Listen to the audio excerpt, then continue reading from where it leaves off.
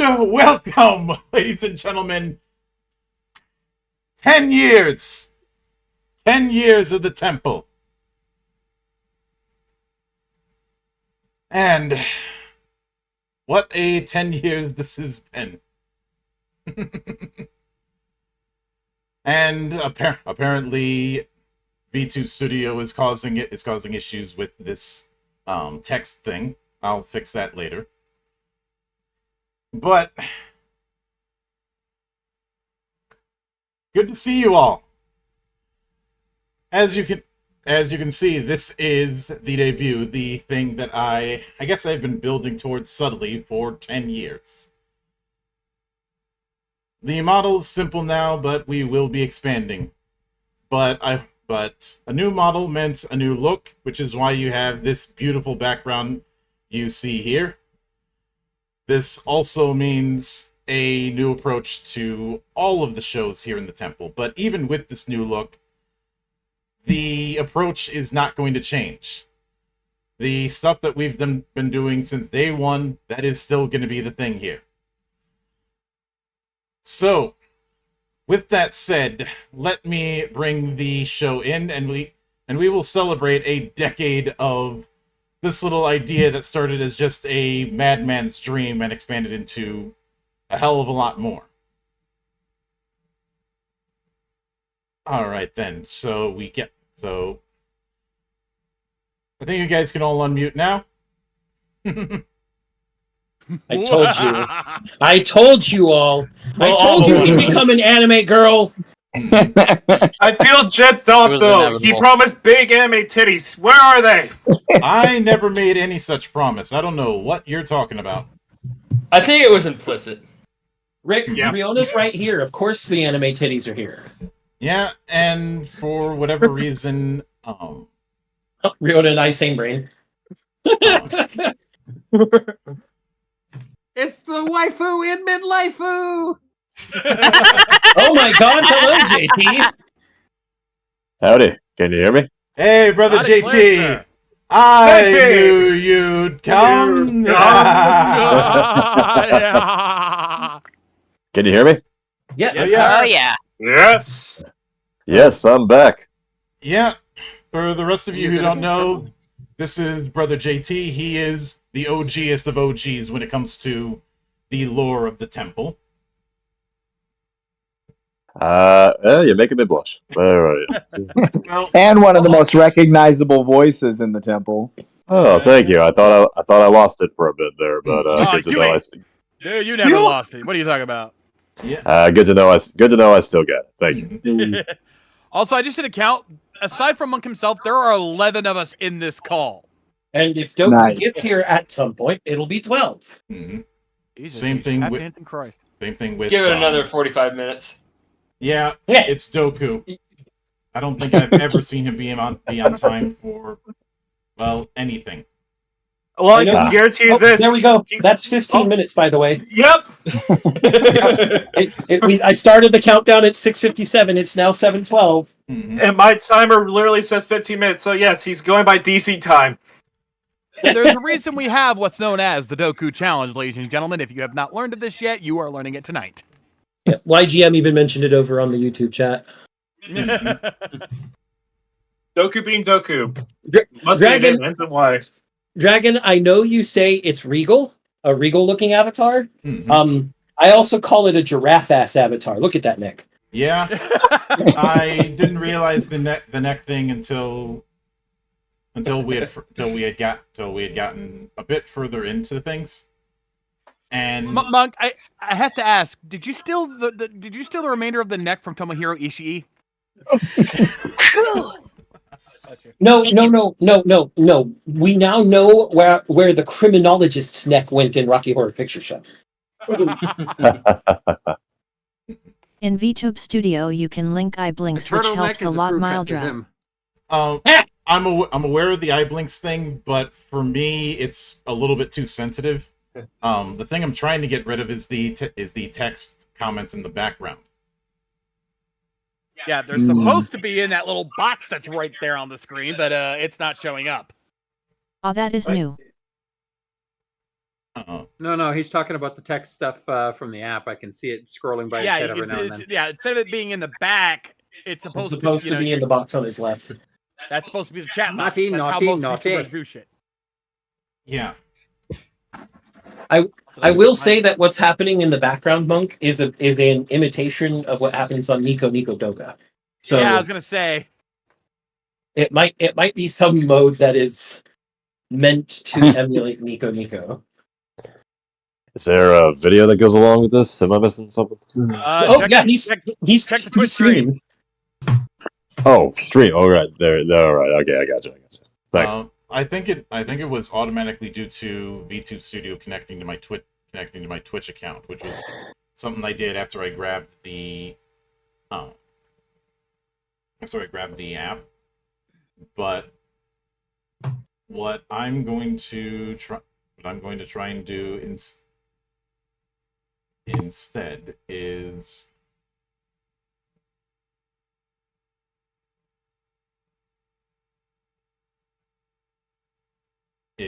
a little bit of messing about.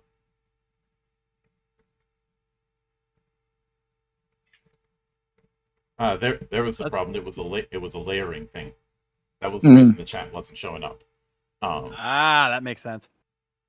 It will show up. Hooray! That's how it always is. So you can see we've got this lovely little logo that was done by a good friend. I will be doing an improved logo down the road. This is a stopgap, so I'm aware that it's kind of hard to see. The background here, I credit to our good sister Lady K for bringing it to my attention. Technically speaking, the files are called Botanical Club, but if I'm being honest, it is botanical. It is. But if I'm being honest, it's a fucking bar. And also making I'll take another one. Making his introduction. Welcome the first time, good brother Hikaru. Hey, Hikaru. Yo. Oh, hello. What's up? Hello. Let me raise the volume a little bit. Welcome to the madness. We're all here to dunk on Hi there, the all. monk.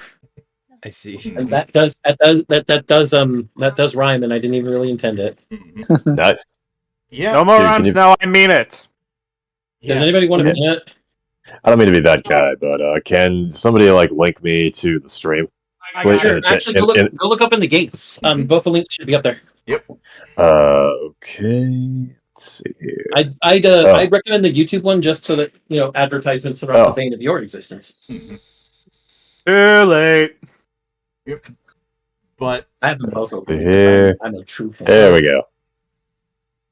I mean, I was tempted to set up Fugi for this, but but if I put in everybody in Fugi, it would take up like a third of the screen. But to introduce, it'd make you look like you're surrounded by a bunch of Navis. That would be hilarious. You I could also listen at the same time. There's a part of me just whenever you have to do that, just have a little bar off to the side, and all our icons are behind the bar. Damn it. Yeah. But I mean, I might do that down the road, but this is a still work in progress, like a lot of things. But it's something for the future. We obviously tonight we have some old faces and new faces for this momentous occasion. And I specifically chose this date because, as I mentioned on the title, this is the 10-year anniversary of my making content. The first video I did was put up on this date 10 years ago, and that was a review of Heroes Against Darkness, which is still a not bad TTRPG that you can get for completely free. Can't argue with free. Mm-hmm. I mean, the family-friendly F word that everyone likes. I mean, you can. You're just going to lose. Now, getting back to who contributed to what. The model the actual rigging was done by Alba, who I ended up having a chance encounter with. Also, hello there, Liari. Thank you for swinging by. But the model itself, the design, was done by Jeremy Jack over here. Yes, sir. And I do distinctly recall stating at one point with the setups. Awesome work, Jack. That I specifically wanted to pick someone who had an art background that wasn't expressly tied to VTubing, because I wanted to do something different. If I'm going to be doing VTubing, then I can't just do what's expected.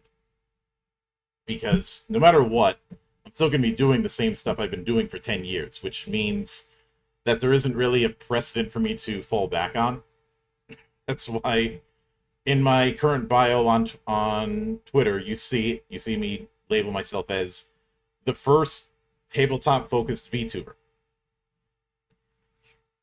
Because as far as I'm concerned, there isn't anybody before me who's really done this in this style.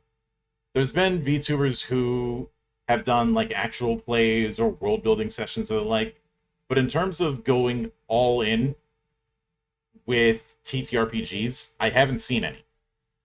Now, granted, I have to put a massive asterisk of within the English-speaking world, because there is a non-zero chance that there's somebody who doesn't speak English who has beaten me to the punch on this kind of thing.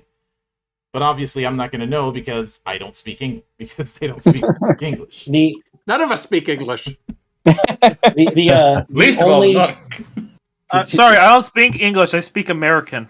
The only one that I suggested to Monk that could even come close, and it's only because she focuses entirely on I've done some the most tabletop litigious games, but you're TTRPG right, never seen a focus on it, and I'm super excited Melissa to where you go. Belladonna, who is a tiefling VTuber, but I was like, was she before Monk? I don't think so. Melissa Belladonna? She's before Monk is a VTuber. Oh, okay. But that's neither beside. But that's beside the point. He is a tabletop focused, as in all things tabletop. Right. You know, development, the games themselves, homebrew, all of it. She streams. I thought she just posted dragon lusting on Reddit. Yeah, Riona has a point though. She really does just only post dragon fuck posts on Twitter. Which, But she even did the mathematics and said there are some women who could take dragon dick if it's in the same proportions as lizard dick. I was like, why would you do this mathematics? Why? I mean, who else is gonna do it? John, do you have that no life button? Yes. Give me a minute. What? And to answer your question, who would? Iron Mouse. Given the insanity over there. I don't think she'd focus specifically on dragon dick. She would focus on everything else, not just dragon. Every single creature. Mousy would just say that she is Satan and she'll eat them all.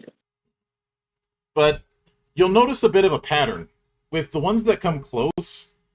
It is largely focused on what we call the world's most litigious role-playing game. Yep. And Lily brings up Cottontail. I'm not familiar with Cottontail, so I can't really say. But when Cottontail's more focused on being a VA, though, isn't she? VA and a full-on LewDtuber. Like that's her thing. Yeah. Cottontail. What we're specifically talking about is a focus on tabletop as an entire hobby. Because the way the Monk has always done his work is he'll review tabletop games, he'll interview developers and other people in the industry, he'll also do deep dives into games with both Monarch and myself and two different types of values of the judge. He plays tabletop games on it and runs them on an actual play called Cloister of the Dice every Sunday. The entire channel started out about tabletop and expanded to the rest of geekdom because and yes, I am fulfilling the role Joel gave me. Also, hello, Joel, over on YouTube, as the evangelist here. The entire point of the monastery, if the icon that says on a mission from the geek gods with no set destination isn't a giveaway, is to make sure to reveal all the good shit about geekdom and specifically about tabletop so that everybody can find a game that resonates with them and we get more people into the hobby. That's always been the goal. Hear, hear. if you guys don't mind, I'd like to give a bit of background, a little bit of John. I can't believe I'm getting to this, but who's ready for story time with the gaming monk, baby? Let's go. So, AI. Hans coops a bag of popcorn as I ate some. So I started TTRPGs at a very young age. I was 10 years old. And a lot of it was due to the fact that I was obsessed with the choose your own adventure books as a kid. I leaned into that, and that's how I got into things. It wasn't long before I started running my own stuff, which I had no idea what I was doing, but I was going to do it anyways, because even back then I had the mindset of fuck it, we ball. But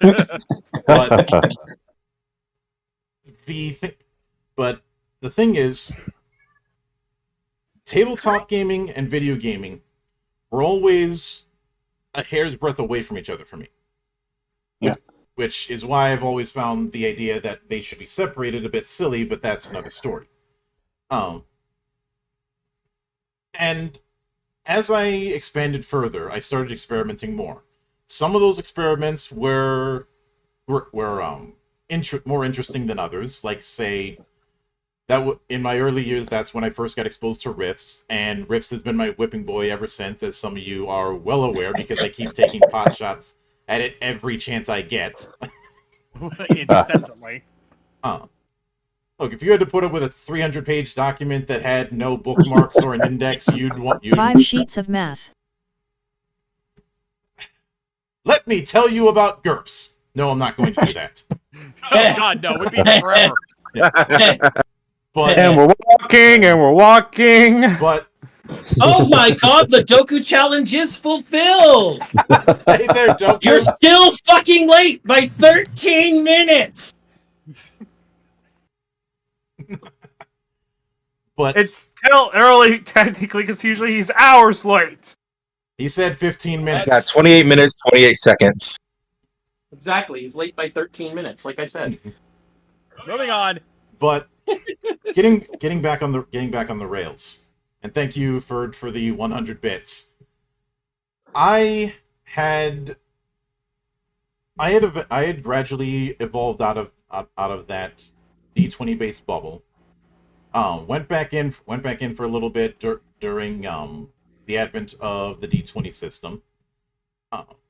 And the big thing that really expanded things was getting access to the internet and seeing the kind of custom content that people would make. As the years went on, I start getting involved with things like TG, things like Giant in the Playground, things like The Forge, even if some of the people at The Forge are kind of pretentious. Things like 1KM, 1KT, and just going down this rabbit hole that even to this day I still find new and interesting stuff, especially since I don't have to dig as much as I used to. I mean, I'm still digging, but it's easier now. But all the while, I would always be frustrated that there were two things I was seeing. One was hearing the story of, I'd love to get into TTRPGs, but... And a lot of it was things like, oh, I'm not that good at math, or oh, I can't find a group I can't get a group together, or the rule books are too expensive. And if you had said that to me in like 1998, I'd be a little bit more inclined to give it a pass. In the year of our sweet merciful Buddha 2024, I am far less inclined. And moreover, I was getting involved in play-by-post role plays in different forums. And I was seeing so much creativity between original character art for various anime, yes, OC, Donut Steel, all of that. That's not the point. And as far as I was concerned, I thought people were sitting on a gold mine in terms of getting people into the hobby. And whenever I would bring this kind of thing up, I would end up getting ostracized. If I bring up even to this day, depending on the circle, if I bring up the idea of drawing upon anime or video games, I still get ostracized. I still get treated like a leper. And because of that, and a lot of other things, along with the fact that there were so many awesome games, but nobody was talking about them, I was like, you know what? Fuck it. I have no skill with editing. I've got a shitty built-in mic at the time. I was already tooling around with the idea of making content on YouTube. So I'm just gonna go for broke and see what happens. Ostracization is always cruel. And I've always been someone who does things his own way. So it was a matter of course to do it here. And originally I was just going to do reviews. And some of them I posted on YouTube, some of them I posted on Blip when that was still around, some of them I posted on Rise of the Critics when that was still around. My earliest form of reviews were lengthy affairs that were chapter by chapter, because when I was writing reviews for forums like RPG.net or Board Game Geek, that was kind of the standard. You write a paragraph or so each on each chapter, and a lot of the guys that I took inspiration from, like Sarton and McLennan and the like, that's how they did. I learned the hard way you can't really do that in a video form. And if it wasn't obvious with some of my early stuff, Chuck Sonnenberg, aka SF Debris, was a massive influence. And yet it was. And yes, I was on the old Reviewtopia forums back in the day. In fact, me being on there was indirectly how I first met John and company, because I'd show up on some of the streams. And then Bringing it way back. Then how do you think I feel? Yeah. Then a little birdie called me up on Skype when I was still using Skype. And Skype was still a thing. Asked me if I wanted to GM for the at that point RVT crowd. And they had given me two options. I chose one of them. I have complained about the two options that were given to me ever since, because if I were to go back and do it again, I would have said, screw both of those options, I'm doing it my way. But at the time, I wanted to set some kind of good impression. Because it was the first time that I was actually invited to do this kind of thing. I had been doing things like running my own TTRPG school for a few years. And that's how I met John and the rest of the crew. Things escalated from there. I didn't think, if I looked back at it, that I would be doing behind the scenes stuff at a full on anime convention twice. Yeah, like, honestly speaking, I don't think any of us realize how much of a friend, how much of a part of the inner circle that you would have become when we first started working with you. We thought, all right, we'll have some fun with this, we'll do some stuff, whatever. But then you just found your way in, and you have become an integral part of the crew ever since then. And I am so glad you are. Yeah. There's a small part of me that wonders what your thought was when you first started. Hey, this Mildred guy is open to doing the GM thing. Honestly speaking, I was just happy anyone was willing to do the job. I wasn't even like concerned about who they were, unless it was some name I had known about that I knew was trouble. I was like, I don't care who it is, just give me somebody. If we can do this, let's fucking do it. And it just happened to be you, and I was like, okay, cool. Let's. Yeah. Oh, he used to be our part of he used to be in our forums. Cool. All right, then he's familiar with us. We can make this work. Mm-hmm. Yeah, pretty much. And I think one of the other things that I remember was, even back then I vehemently did not want to just do D&D for the umpteenth time. And from what I recall, before I showed up, you were having trouble keeping a consistent GM and keeping a consistent game. Yeah. Originally, when we did do TRPGs for VTUBER, we had Sin Wicked, his buddy. I forget his name. One of his buddies was the one hosting it, but he just could not. We did 316 Conflict Among the Stars. Yeah, we did 3.5. We did Dark. It was the Dark Sun campaign, I believe. Mm-hmm. And then we did a brief run of Mutants and Masterminds. Mm-hmm. But that quickly fell apart because his schedule just kept getting in the way of everything, and it was driving us nuts. And so eventually he just kind of fell off the map. Mm-hmm. But even when we were putting together, even when I discovered the idea of like, I remember I had found a couple. I was like, I want to think about doing a Toku-based tabletop. So I was like, okay, let's look up if there's any games like that. And again, I knew immediately. My first thought was, "There's no way I'm doing this in Dungeons and Dragons. It makes no fucking sense." So let's see if we can find an actual Toku tabletop. Which is funny because one of the things that was suggested to me was a Sentai class mod for 3.5 that was on Giant in the Playground. Yeah. Well, again, and yes, Gallant, that is me. Yes, I've changed a lot since then, but that is the voice you hear. Yeah. And Hades, we actually focus away from D&D. We try to focus on everything else that's out there because D&D becomes the crap for a lot of people. It does. It's basically we're trying to fight the monopoly that is inevitably out there. It's not even a real monopoly either. It's not. It's not. It doesn't gain recognition. It is a mental monopoly.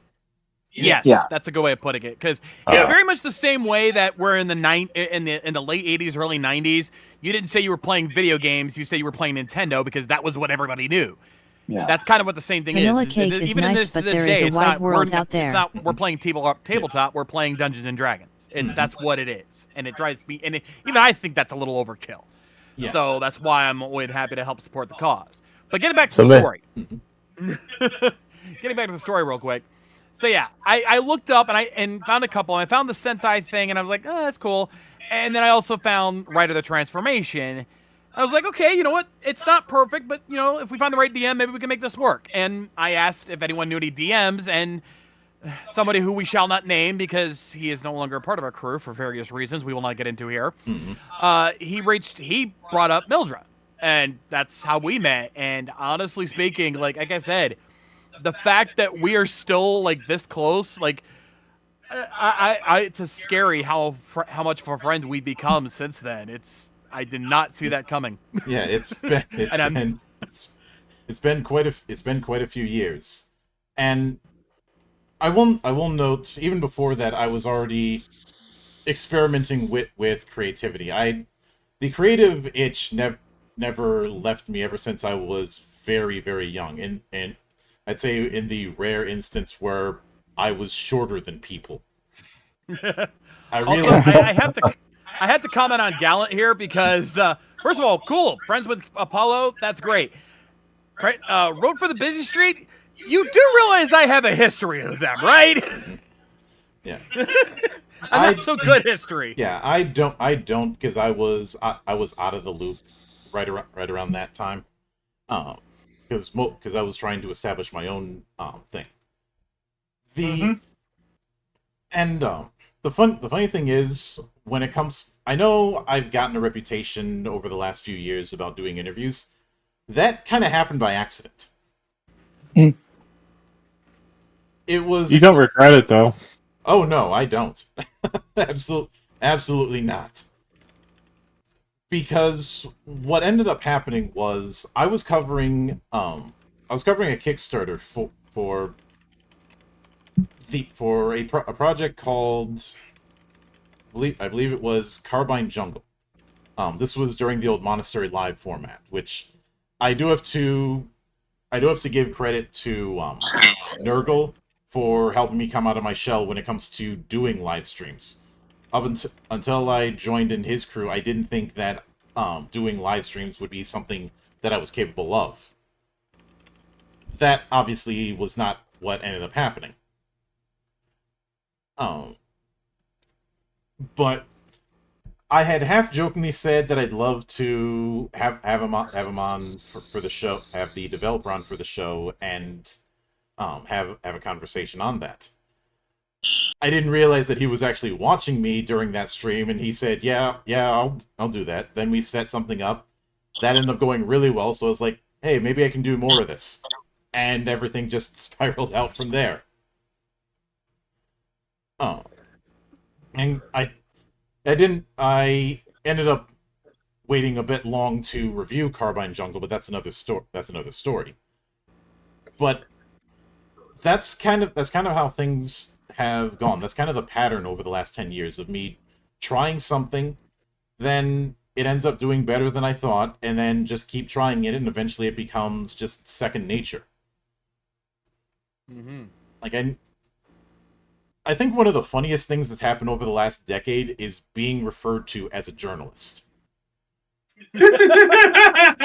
Especially with how long we kept ragging on journalists for the longest time in the old Monastery Live days, and now here you are basically becoming that, but, better. Yeah, well, no, and he's a journalist, not a journo. Yes, that is very fair. That is a fair point. And what I find funny about that, and I will, even though I've gradually accepted Mild it. Dragon Polytaku. Oh, believe me, if I ended up getting hired by Polygon or Kotaku, it would be the shortest job of my professional career. You could barely last a month before they fired you. Just because they fired him same day. Come on. He barely walks in. They see him. They recognize him. They're like, "Fuck that! No, out!" Wait, no, Monk. They can't fire you. You're black.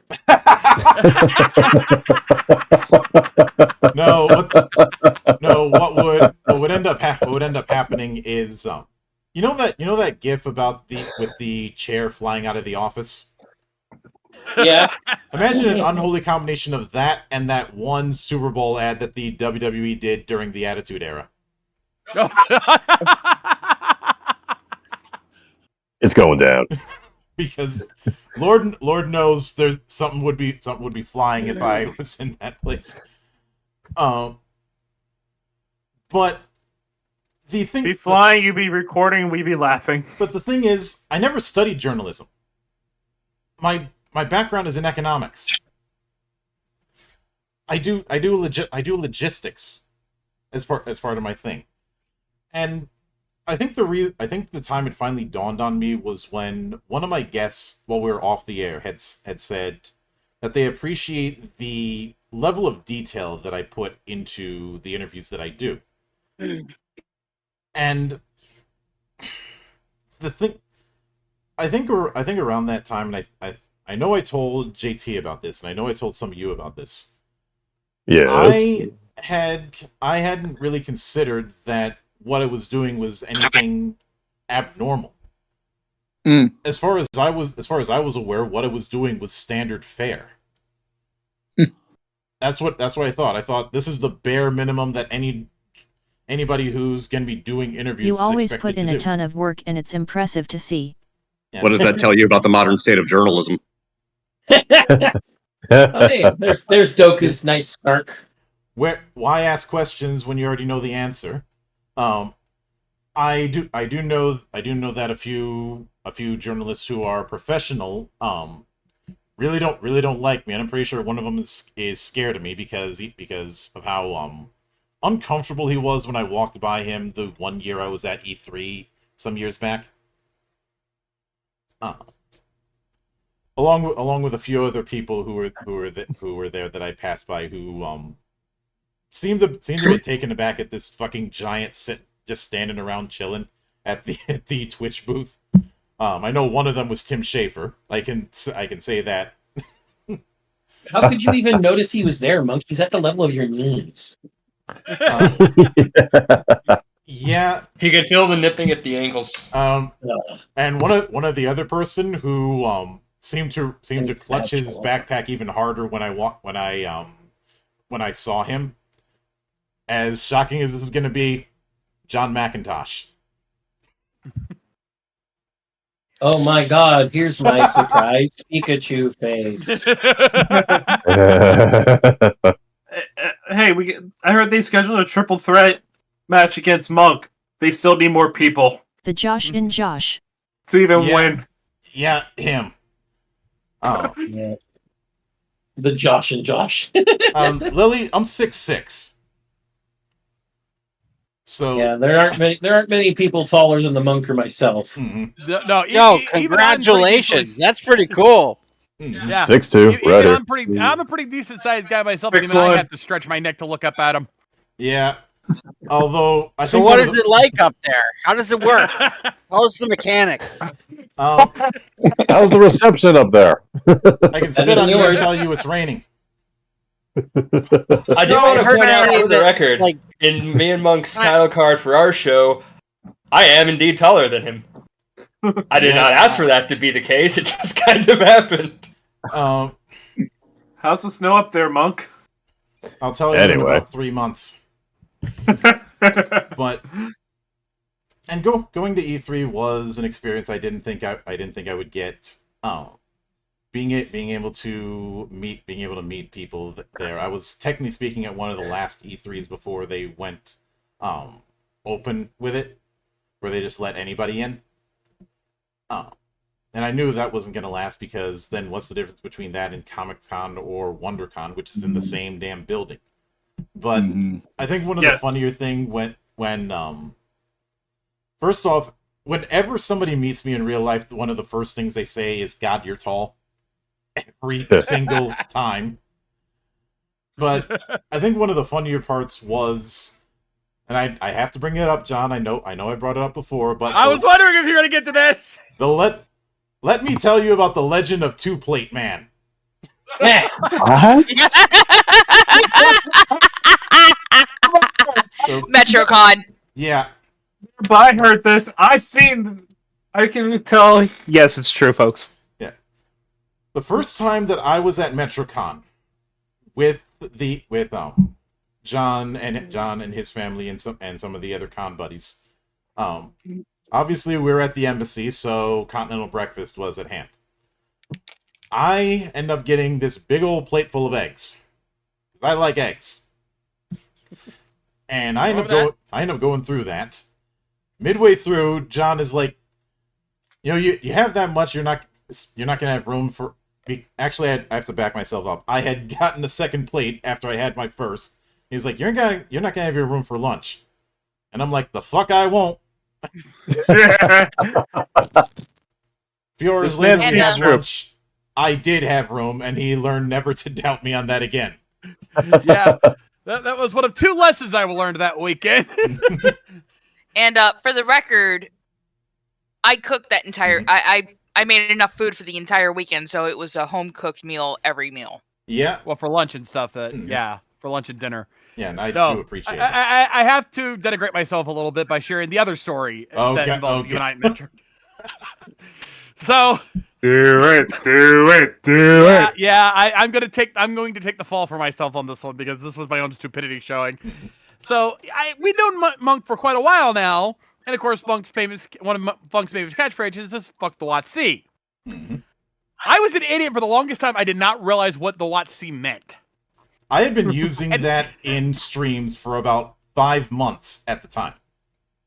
And I had no idea what the fuck he was talking about until we were at MetroCon, and we were in between shows. We were sitting in our hotel room, and to kill some time, he pulled up a video of another content creator talking about, I think it was about some stuff involving Wizards of the Coast. And it was only midway through that I realized, wait, WotC, Wizards of the Coast. And as soon as I told Monk that, he had this look of, are you fucking kidding me? I stopped and turned, and I'm like, wait, no. Wait, what story was this? This is the story of John not realizing what WotC was until months later. Oh God. And I think I specifically said, I'm like, Monk, you're going to look at me like I'm a fucking moron right now. Because I knew as soon as I revealed this, he was going to kill me. Have you ever seen someone's soul just crawl into the fetal position? Girl. Oh, shit. Sorry, I was talking to my dog. No worries. No worries. I mean, you could be talking to Monk. He is an anime girl now. Yeah, there you go. But although since you made that joke, let me shift into this particular model. I do remember when I talked with Jeremy about it. I definitely said that I wanted something that I remember that was very monk inspired. I think one of the original concepts I had was a mixture between designs of an Eastern and Western monk. Mm-hmm. I also remember that it was largely a free reign thing. You ended up sending me one image that was a birthday present, and then when I started actively considering making the jump to VTubing, I asked if you could do like a character sheet design of that, and you didn't tell me what it was for. You just said, "Hey, could you do a turn of the character you created of me?" Yeah. Which, by the way, was inspired by somebody else. Who was I think it was a gal who had done an original drawing that I used the look. I'd asked John if he could send me an example of a character sheet of an existing VTuber. No, not that. I'm talking about before I even drew the birthday present. There was somebody who you gave me a couple of reference drawings. Could it have been something from Sonia, Monk? It might have. I think it was. That I used for the hair reference and the color scheme reference. The color scheme, that was probably the one from Sonia. Okay. The hair reference, that was from a different project, because I had backed a 5e campaign setting I found interesting called The Twilight Dream by Nicholas Robinson, who was on one of the big dice panels that I did. And when we were designing that hairstyle, I had drawn a heavy amount of inspiration from not just Kurama, but also the Crimson King from Otogi, because I love the Otogi games back on the original Xbox. And cool. In the process of that, we ended up coming up with a particular design. And since it was leaning into the whole anime school thing, I said, let's give this character a Bancho outfit. And the rest was history. I still have that design. Oh yeah. Oh, schoolgirl Monk need. Well, you have the turns. I saw you post the turns. I don't know if you still have the birthday present. Yeah, I still have that. Oh, yeah. The reference that I used for the turns was a character sheet image that John had sent me, which I believe was probably the only VTuber who could outprank me in the universe. You know, a certain Japanese rabbit. A war criminal? Yes. Yes. And yeah. When I say that she's one of the only people in the universe who could probably outprank me, I do not say that lightly. Because as some of you know, when it comes to pranks, I am the absolute worst. Or best. Depends on your point of view. Or the best at being the worst. Yes. Children pranks? No, that never happens. Don't say it ain't true. You're right. I'm the one pranking Mildred most of the time. I mean, the family still is paranoid about me. And one of your former jobs? Mm-hmm. Well, that and the whole thing with me ruining the Thanksgiving tube. He fed them all beets. They thought it was cranberries. Hey, those are good. Well, when you're expecting it. But now, as far as yeah, I didn't know that the turns were for an eventual avatar. I thought you were just wanting to be, cool. You just wanted an expanded look at this character. There was that. I was certainly considering it even back then. The seeds were planted, and if I'm being honest, the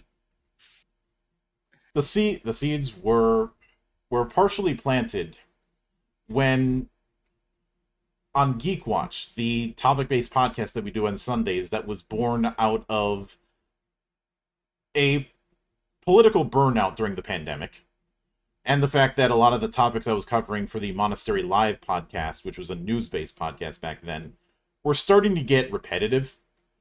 And I remember John having full burnout, and the suggestion was given to just do a podcast talking about geek shit.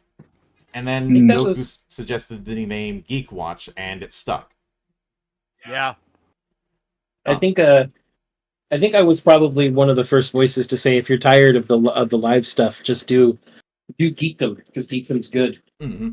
This was shortly after I joined the monastery too. Yeah. Mind if I tell that story for a second, Monk? Yeah, because that story is special because one of the key patterns you'll see with a lot of the people here is I will always have a healthy respect for people who make the effort. I'm not expecting much. just give me the modicum of putting the work in. So, to start off, I had been subbed to Monk for a little while, and I didn't know I was working with the same person. I met Monk in a Facebook group, a gaming Facebook group. So it wasn't Mildred the Monk; it was his real name and my real name, and our real faces. Because I think that was you in the suit and the hat at the time. Yeah. So we knew what each other looked like. We knew our real names, which was kind of weird, since we always refer to each other by our online handles, because that's just more natural.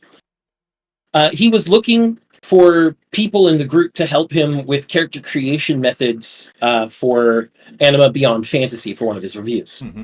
He wanted to, because it's a lot of work, because there's 4 different creation methods you can use, 4 different types of characters. And he was going to do one, and he wanted everybody else to do one as well. And I ended up being the only person who said they would help him that actually gave him a fucking submission. I gave him my audio. I gave him a written explanation of what I actually did, what my roles were and stuff. Just that way the audio made sense. And I gave it all to him a full week before his deadline. And then he never got responses from the other 2 guys who said it would help him, so he had to do 3 characters by himself, which I felt bad when I saw that. I'm like, oh, he could have passed off another character to me. I would have done it. And at that time, and what year was that? So the let me pull up the Monk's catalog and get Anima. Anima was 6 years ago. I'm pretty sure 2018. Also, in the process of doing this, I ended up realizing that about 5 years ago, I had statted out Edward Elric in Anima. Yeah. Oh god. Anima Beyond Fantasy, featuring me. Yeah, it says featuring Xanatrix in the title as well. 6 years ago. It's a fairly... I definitely recommend it, even as one of his earlier reviews, because it's review 16, and he's like, you're, review 150-ish now, almost? Let's see. The last review that I did was the one on Rift Breakers. That's number 146. Yeah, so almost 150. I was right. Which means once I get to 200, I'll have to find something that I put on my no review list to finally do, because I've already gotten the 2 big ones out of the way when I covered Traveler, Mongoose, and Traveler 5. Monk. No. I know what we should do for 200. For 200, we need to do our duo McLennan and Sarton review of Fatal. Oh, God. Our read over of that. We haven't done it because it's extensive, and we're not nearly ever drunk enough for it. I say for episode 200, we do this. There is no way I'm putting that up on YouTube. If you know any, Fatal is unparalleled, without a shadow of a doubt, the worst RPG that has ever been made. Wow. If you want to know how much force is required to explode an orc's anus, you need to play Fatal.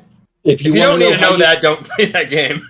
If you want to know how in character creation you can make an infinite with a negative anal circumference, Roll you for need to play anal Fatal. circumference. But we're not going to get into that. Wow.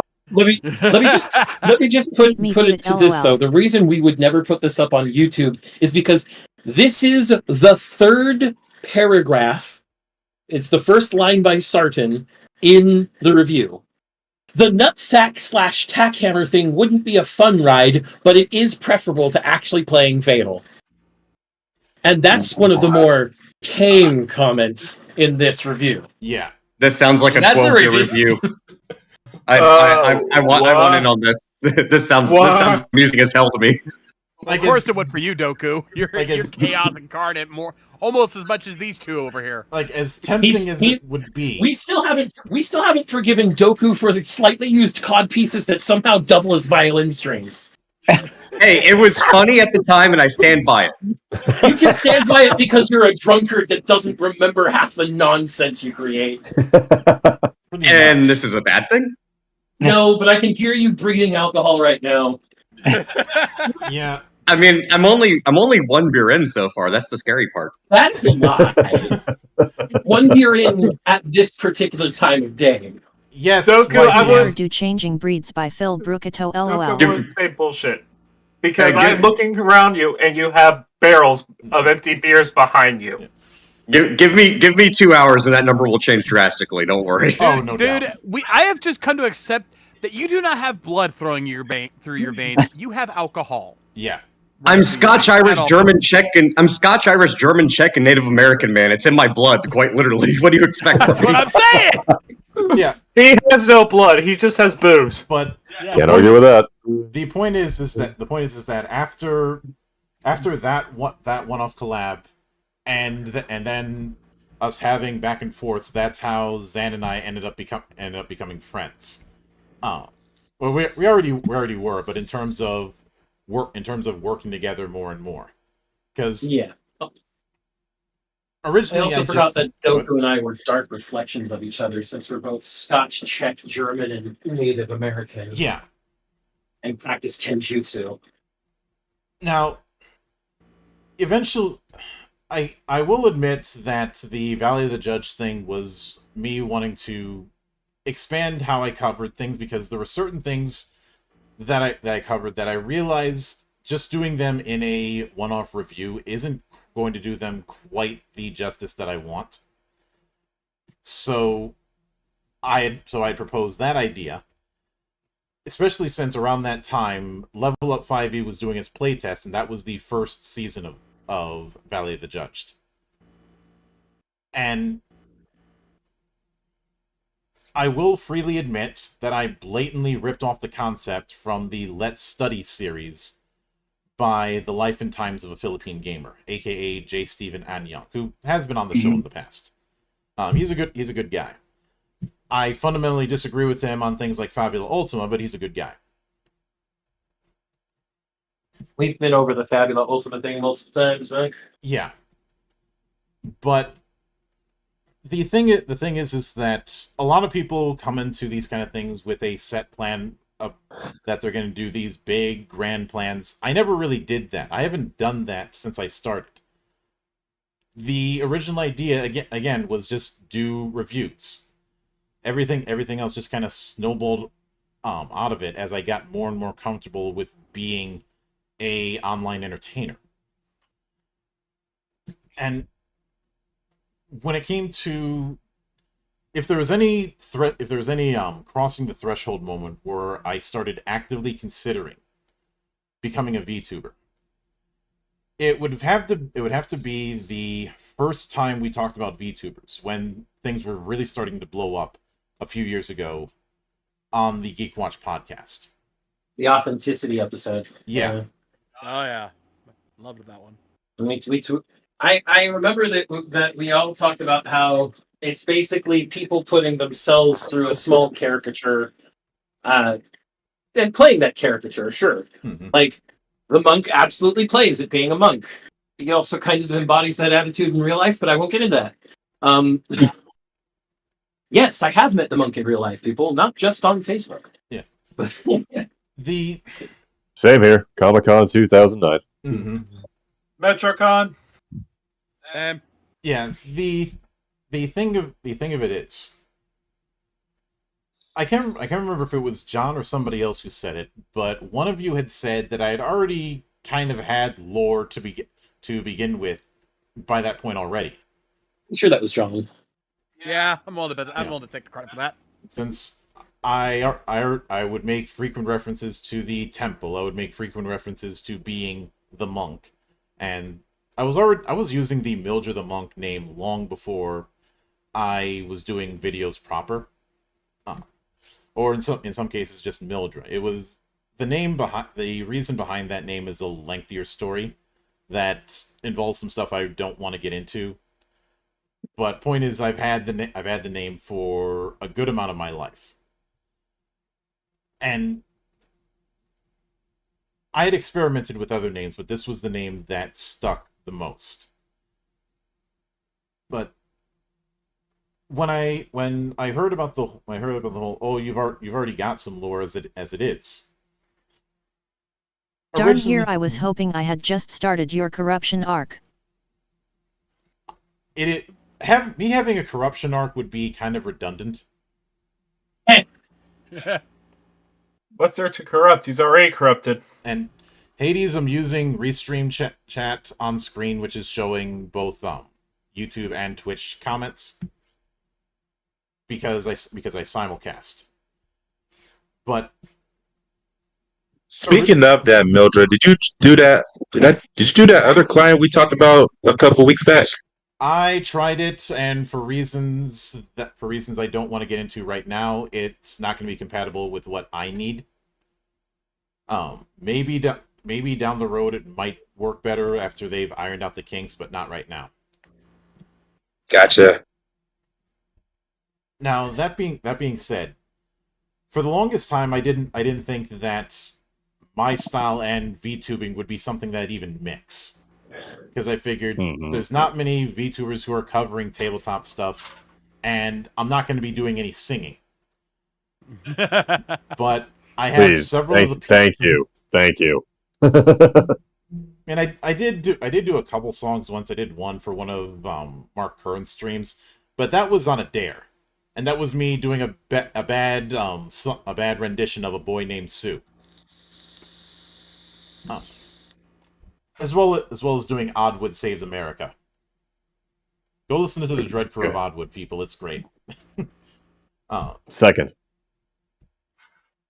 And because of that, I thought, I don't know about the whole VTubing thing. I mean, there's certainly VTubers I enjoy, much in the same way there's certain content creators of all stripes that I enjoy, but I just couldn't see myself doing it at the time. Then that comment about, oh, you're kind of already there. I mean, Hikaru here thought that I already was a VTuber when we met. Never PNG. Yeah, I did half jokingly call myself a PNG tuber at one point. But again, that was an in-joke. It wasn't like I was presenting myself as such.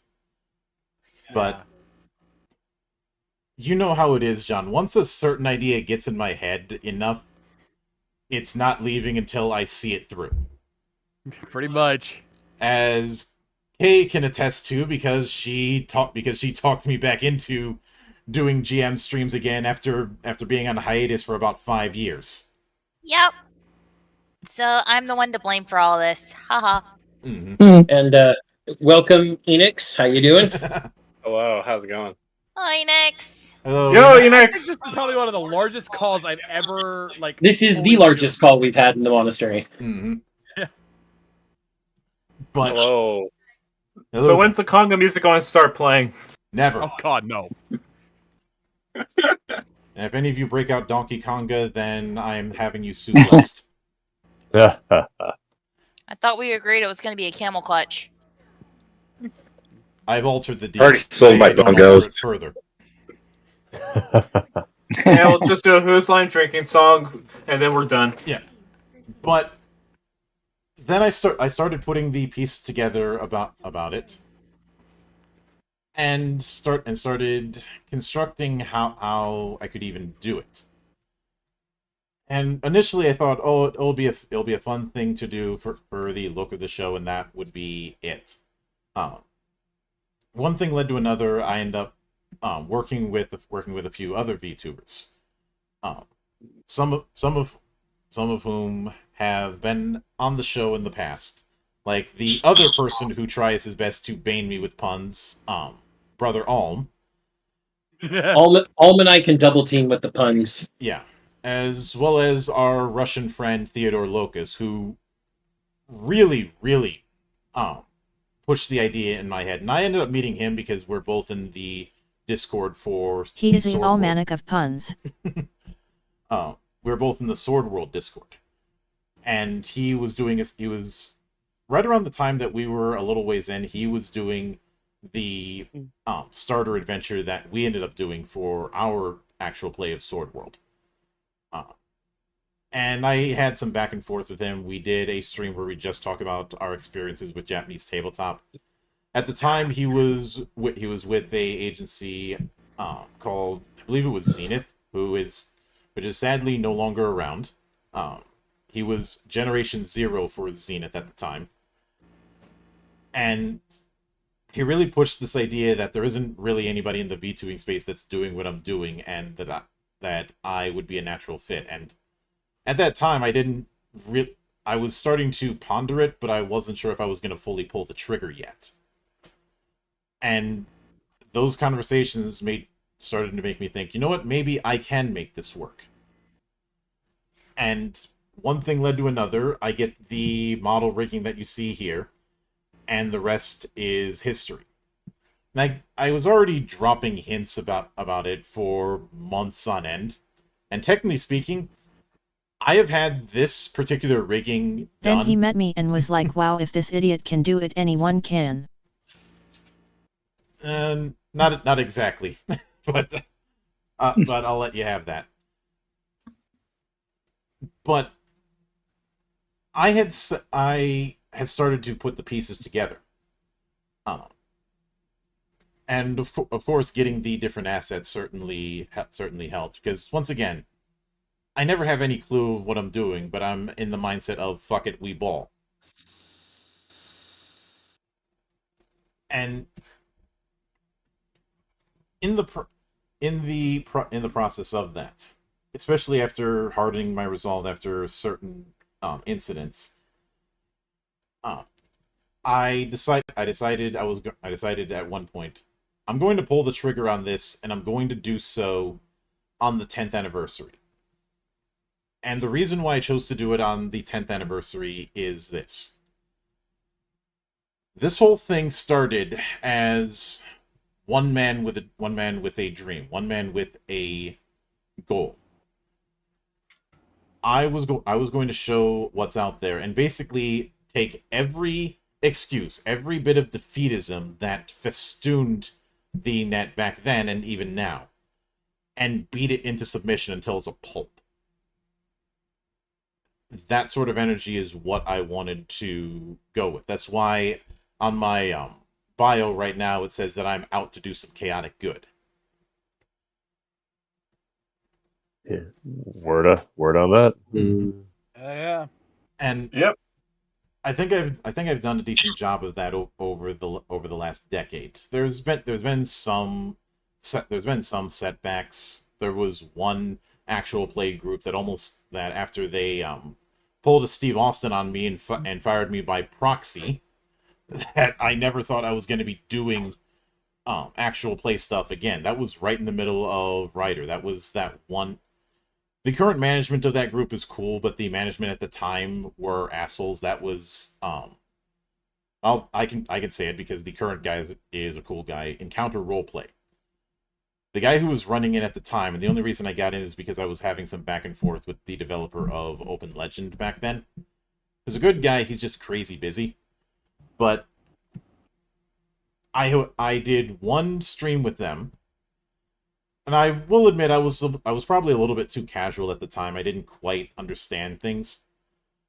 But I was kicked out about 3 days afterwards via proxy.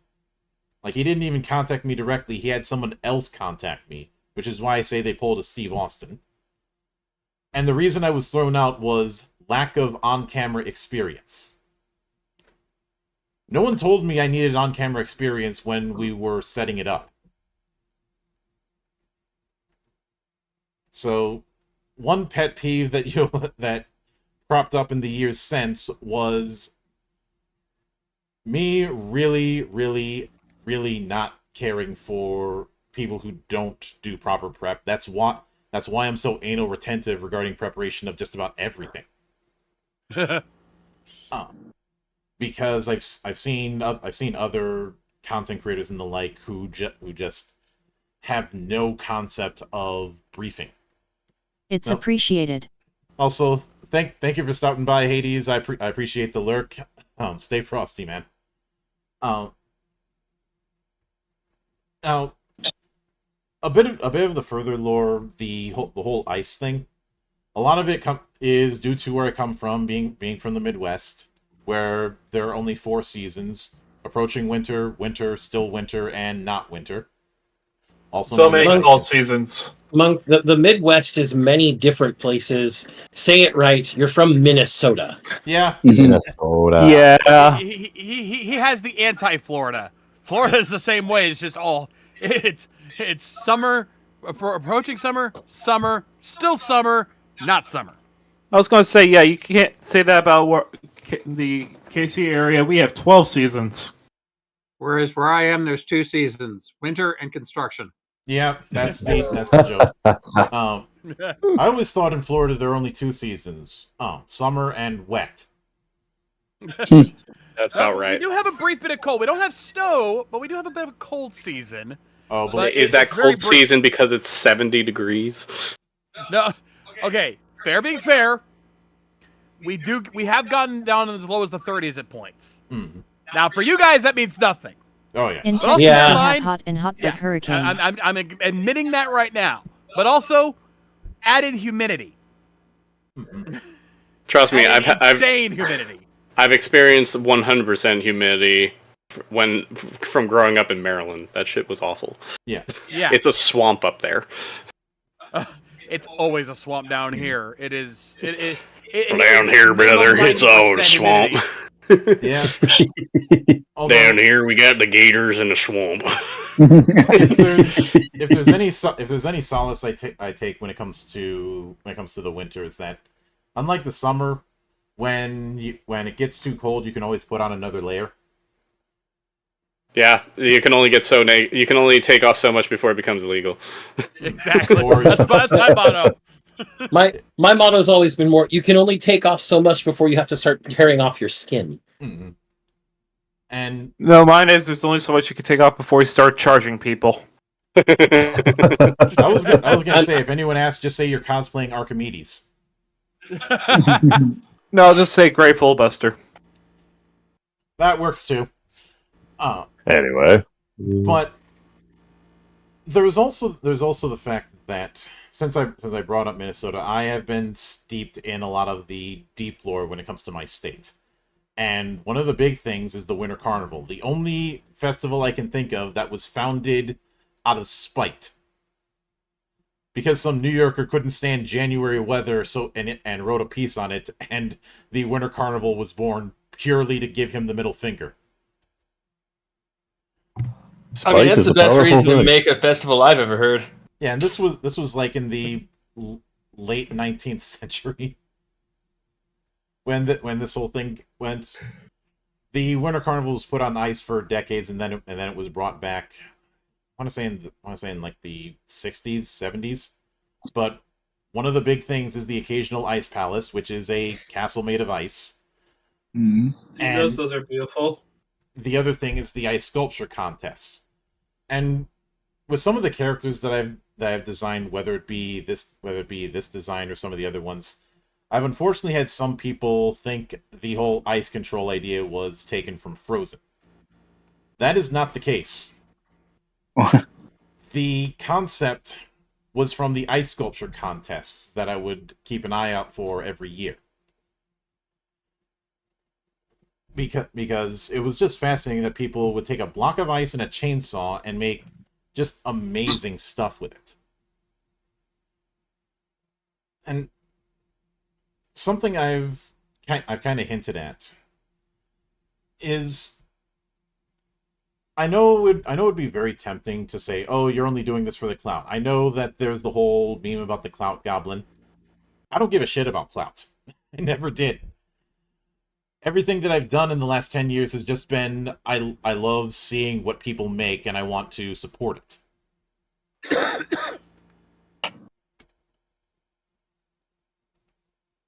And or at the very least be talking about it. Yeah. And sometimes if that ends up giving me the things that I've gotten since, that's just a bonus onto the equation. It wasn't the goal. And even as a VTuber going forward, the only thing that's really going to be changing is the fact that I'm going to be doing game streams 3 nights a week. That's not going to that's not going to be starting this week. That's going to be starting next week. And the interviews, things like Parliament of Geeks, things like the Valley of the Judged, all of that stuff is still going to be there. This is just a new coat of paint on the matter, and I'm not going to lie. Leading up to this, and some of the people here can vouch, I was a little bit nervous on how this whole transition was going to go. Hell, I was a bit concerned about whether or not I was going to get yelled at for violating some bylaw or something when I posted my self-introduction in the r/VTube virtual YouTubers subreddit. Unfortunately, that didn't happen, but it was a concern in the back of my mind, because I'm stepping into a whole new territory with a whole new culture, and I'm just waltzing in, doing my thing. Unfortunately, that fear was unfounded, and in hindsight, it was silly to be concerned about that kind of thing. Yeah, you always worry about that one person you don't want to run into just suddenly walking in on you and going, "Fuck you." Yeah. You don't like you know not to worry about it, but at the same time you can't help it. Mm-hmm. It's also the fear of the unknown. Yeah. Now, obviously, certain things that some VTubers do in general and some male VTubers do, I am not going to be doing. I'm not going to be doing any ASMR stuff. I don't even have an ASMR mic because I don't see a reason to get one. You don't have one yet. Ever, unless somebody else gets it for him, and he'll probably never unbox it. So don't try, Neff. The only ASMR you will get on this channel is Yanix's Valley Girl ASMR. No, there is one. There is one. Stream would be There's 3 one you will hours of get silence. is all the dice rolling. No, Phoenix. I'm Best sorry, but ASMR there's already one person on this channel who does inadvertent ASMR, and that's Brother JT. I beg your pardon. Yeah, see, you hear You that can't voice, stop guys? me. You hear that You voice? can't stop me. JT talks and it's just ASMR, straight up. I mean, is he wrong? I'm not wrong. I know I'm not wrong. Yeah. I'm not arguing with you, sir. Don't. Maybe I could make money doing. It's a proven fact. Is All I can say is a proven fact. People with voices like JT, well, after so long, every female in a 1 block radius of that voice suddenly has strange pants feelings and they don't know why. No. See, here's the big thing, Riona. Your ASMR stream wouldn't be 3 hours of silence. Your ASMR stream would be 3 hours of a strangely comfortable, muffled sound, because you'd be hugging the 3DO mic between your tits. But this is Riona we're talking about after all. Now, of course. Now, that being said, if by some miracle I end up taking singing lessons, then maybe I'd be doing songs in that form. I can guarantee you this: I would not be doing pop songs. If I'm doing singing lessons, it is to do one thing and one thing only, and that is to sing power metal and folk metal. Thank God. As well, I think there's one others. For whenever we have another meeting. Also, hi, Mace. What about barroom songs? Or Irish drinking songs, or hoedowns. Yeah, we all need to sing another Irish drinking song. Thank You don't need singing lessons for Irish drinking songs. That kind of defeats the purpose. Yeah. No, you just we have enough people. Join me for a nice, lovely sea shanty. You know. I mean, we have enough people here to properly sing another Irish drinking song, which we are not doing.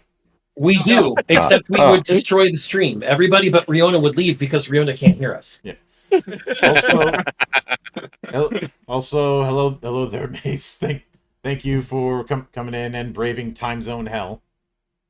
It's all right. It's not even midday here yet, so it's not much of a time zone hell. Yeah, just principle.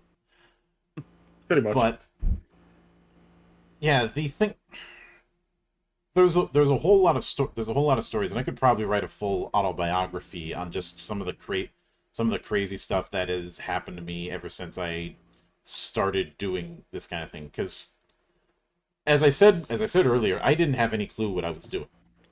And going forward into VTubing, I arguably still don't. Monk, let's be honest with ourselves. Does anyone here know what the fuck they're doing 90% of the time? Yeah, That's fair. Baning the monk. Well, yeah, you have a specific goal in mind, but that's you. Zan, you are that. He said 90%, so you are that 10% that knows what they're doing. Stream. I am the exception that proves the rule. Yeah, that just makes me exceptional. No, I know exactly what I'm doing: drinking and being a menace to society. But even that's not really a goal so much as a state of being, Doku. Yeah, even with that,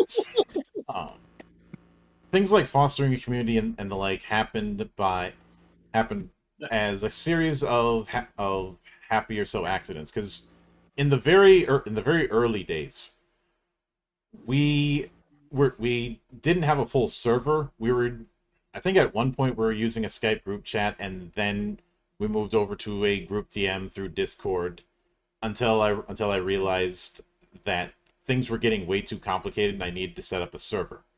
Then I made the server public, and everything just snowballed from there.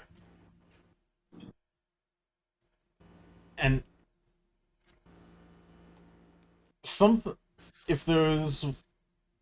I think one of the things that was really funny was I remember watching the After Metro stream that you did, John, and some of the people in the comments thought that I would be some big round guy.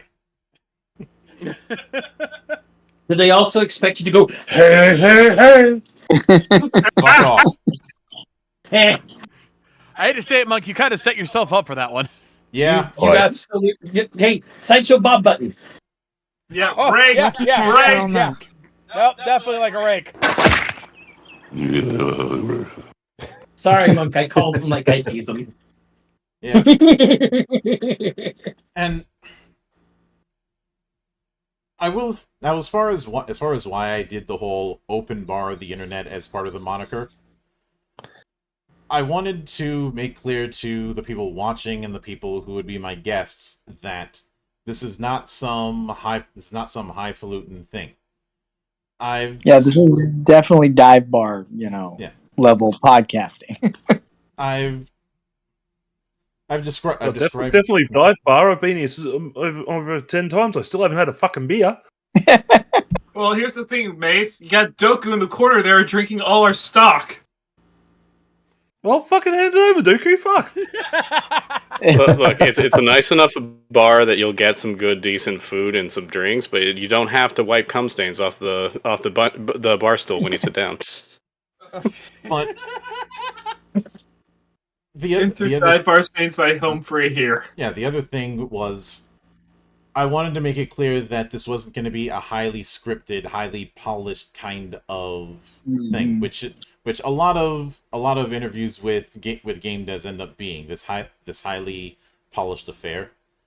I've seen some try and say that I was taking notes from podcasters like, say, Joe Rogan or the like. Which is funny because I mostly know Joe Rogan from stuff like The Man Show and from UFC more than listening to the Joe Rogan Experience. I've only listened to that show like 3 times. I missed The Man Show. That was a good one.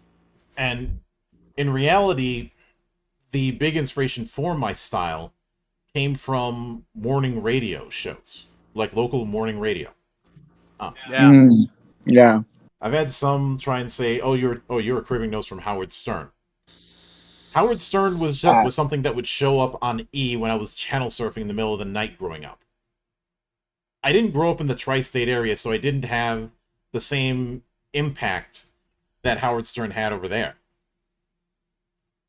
Oh yeah, you didn't have here's the sad part for me. I didn't have Howard Stern. I had Bubba the fucking Love Sponge.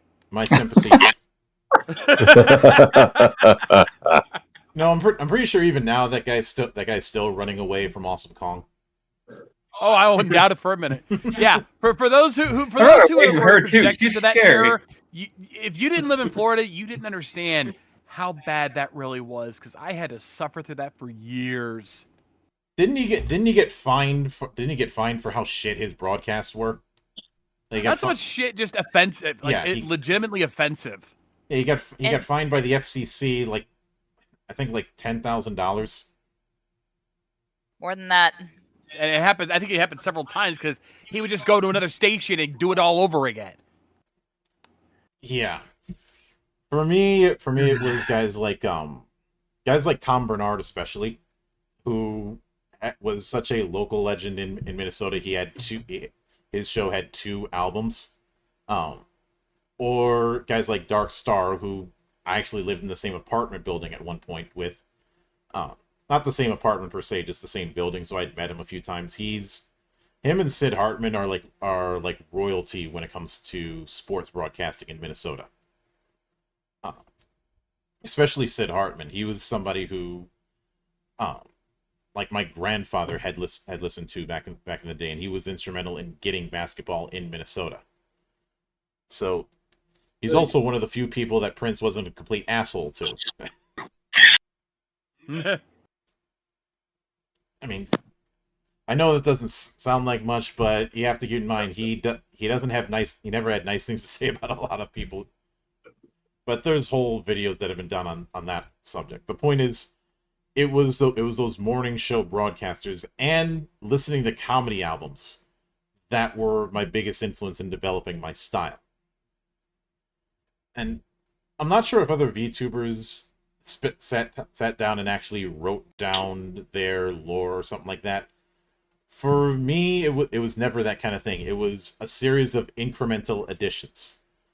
So you could kind of say that I've been building to this kind of thing for years before VTubing was even a thing, or even before I even thought of it.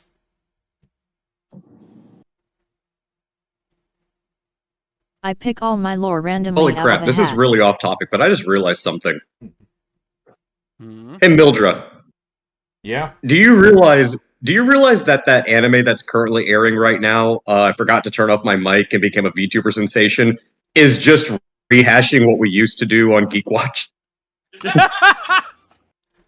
I have not seen that anime, but I will take your word for it. I have seen that anime, and he's wrong. None of us were VTubers to start, and we didn't accidentally leave our mics on or leave our streams on. Geek Watch was 100% intentional and always chaotic. Come on, Doku, step it up. Okay, fine. It wasn't accidental, but it doesn't change the fact that, like, bro, it's just us getting drunk and talking about geeky shit. Well, that was always the plan. Get a bunch of people together, talk about some fun stuff, and just have a good old time. Which just give me 1 second here, Monk, to be evangelist to our own flock. You motherfuckers. Oh God. I love you all, but the vast majority of you who are just like, I don't know anything about the subject. I don't want to be in this. Guys, you don't have to know about the subject to participate. All right, here's where I make the defense, because I'm one of those that's guilty of this. I might have done that. If I know at least a modicum about the subject, I might be willing to participate. But if I know literally nothing about it, I'm just going to be sitting there silent, listening, and doing nothing. I've done that before when you guys started going off into topics I had no understanding of. I just sat there looking like a dumbass. So, I'm a man who knows his limits. So then, where were you when we did the reconstruction of Hiroaka this weekend? It was my wife's birthday that day. That could have been a great birthday present for you to both participate. You want to tell that to her? She's right here. I just did tell that to her, now didn't I? Dr. Cover! Yeah. I also want to reiterate that Sunday night was also AEW All In. That was the other thing. I can double dip on that kind of thing, and I'm actually glad that I shifted the start time for Geek Watch from 7 p.m. to 2 p.m. Central, because it means that I don't have to worry about double dipping in that sense, or worry about overlap. Because I'm not missing out on a pay-per-view. Hell no. Especially in cases where I'm not paying for the whole thing, but I'm paying my share of the thing. So I'd obviously want to get a return on that minor investment. Thank you for hosting this stuff in the group that we do it in, Mace. Yeah, no worries. You guys pay me anyway, so. Yeah. Hey, chill. No, not paid chill. They pay for the pay-per-view. Yeah. Yeah. I'm just the one who has access. But but I'm well aware that I have a certain constitution when it comes to my output. Which, dude, you are a fucking machine, is what you are. No, that's Brian Cage. I understood that reference. Like, this man will to work be even honest, if he's sick. The only person that I know, and a few of us also know, that puts out more content on a daily basis than Monk does is TJ Omega. Yep. He's been doing it for nearly... He's been doing it for 3 years. 200 days or something. Yeah. Of straight content video every single day. The only other guy who's would be coming close second would be Monk. Yeah. And we have to force Monk to take vacations. We really do. Yeah. We've also ran out of horse tranquilizers.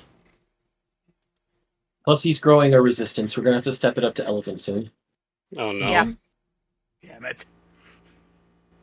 Oh, things are expensive. God damn it! Oh yeah, they are. I mean, if we really wanted to make him take a vacation and also make a lot of money off of it, we would just put up a card of him versus me, and that would one of these times one of us would get KO'd, or it'd be a double KO. That'd be awesome. Double KO, Monk. Let's bet on ourselves and do a double KO. I mean, if we really wanted to send much, fuck. No, you don't do a double KO. You go 60-minute Broadway. No, you do that. No. You advertise it like that, and then you don't show up, and everyone who bet on it lose all the money. Yeah. I mean, look, if we really wanted to send him on a trip and get content out of it, we'd just slip him a little LSD. Oh God. I would not recommend giving the Monk acid. No, that would not end well. All these squares make a circle. But remember, all these squares content. Make a circle. Yeah, content. Yeah. Yes, content. Content where the Monk murders somebody. Sure. Yeah. I totally. Content's content. Content is content. And you can be the one to go to prison for us. Then be a patsy. Yeah. Now, you spy a Goliath out of the corner of your eye. He's tripping balls, lumbering towards you. Roll initiative. It would be 6 hours before it took effect. I don't know how well the patsy thing would work here. It's like, we just saw this 6'6" black guy murder somebody. Oh no, it was me that did it, guys. You do realize that if you did that after I come down, I would end up calling every one of you and saying, okay, since you guys were all culpable in some form, I'm going to get my revenge on every single one of you, and my only dissatisfaction is I can only do it once. Riona's comment is telling. Look at his neck. It'd be 6 hours before the LSD took effect. Yeah. I have considered commissioning a meme image of my own version of the whole Nope meme that was done with the engineer in 2 Fort, just The one where his neck. Yep. Oh. I mean, I'm just waiting for Riona to produce some fan art involving those beads. That's all I'm waiting on. Oh, she's It's already coming. produced some fan art tonight. You do not want to tempt her. Yeah. Too late. But I mean, that wasn't involving the beads though. As far as doing collabs, this might be cheating, but could I make the argument that I have done over 920 collabs as it is? I mean, that is you want to be cheating. technical, yeah. That is cheating, though. 100% cheating. Technically correct. The best kind of correct. And for those less familiar, I'm not kidding. There's a playlist of all my interviews that is at the time we're streaming this 923 videos long. Yep, he's almost hit the 1,000 mark with his interviews.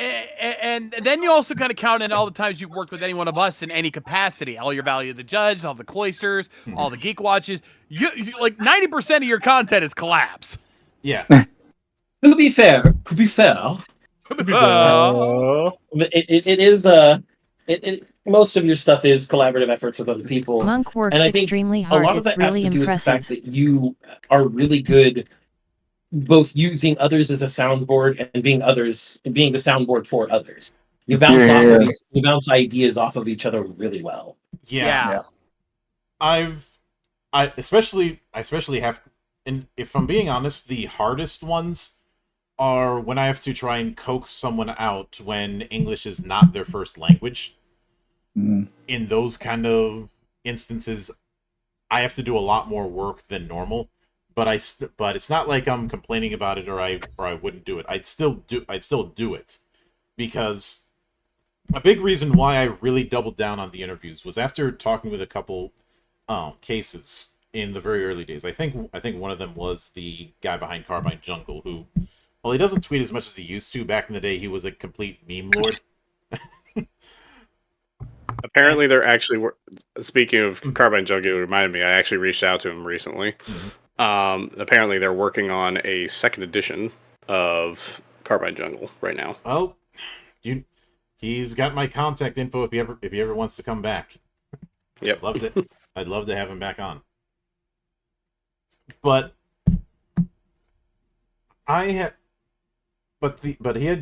someone had told me about how ridiculously difficult it is for a lot of people to get eyes on their particular product, or even get any sort of media on it. I mean, maybe you'll get lucky and your Kickstarter will be on the updates that EN World puts out, but emphasis on if you're lucky. And he had also said that a lot of indies are very isolated from each other. I'm not sure if that's still the case now, but I could certainly see it back then. And I was like, I'm going to try and make as many bridges as I can to try and bring as many people together. And over time, that evolved into the watchword that we have of, we here in the temple are trying to introduce as many people to as many different games as we can so that they can find a game that resonates with them. And yes, Pundit, that does have a specific definition. Fuck you. I think I have more right to be angry about that than you, Monk, because he was responding to me, and I actually had to give him All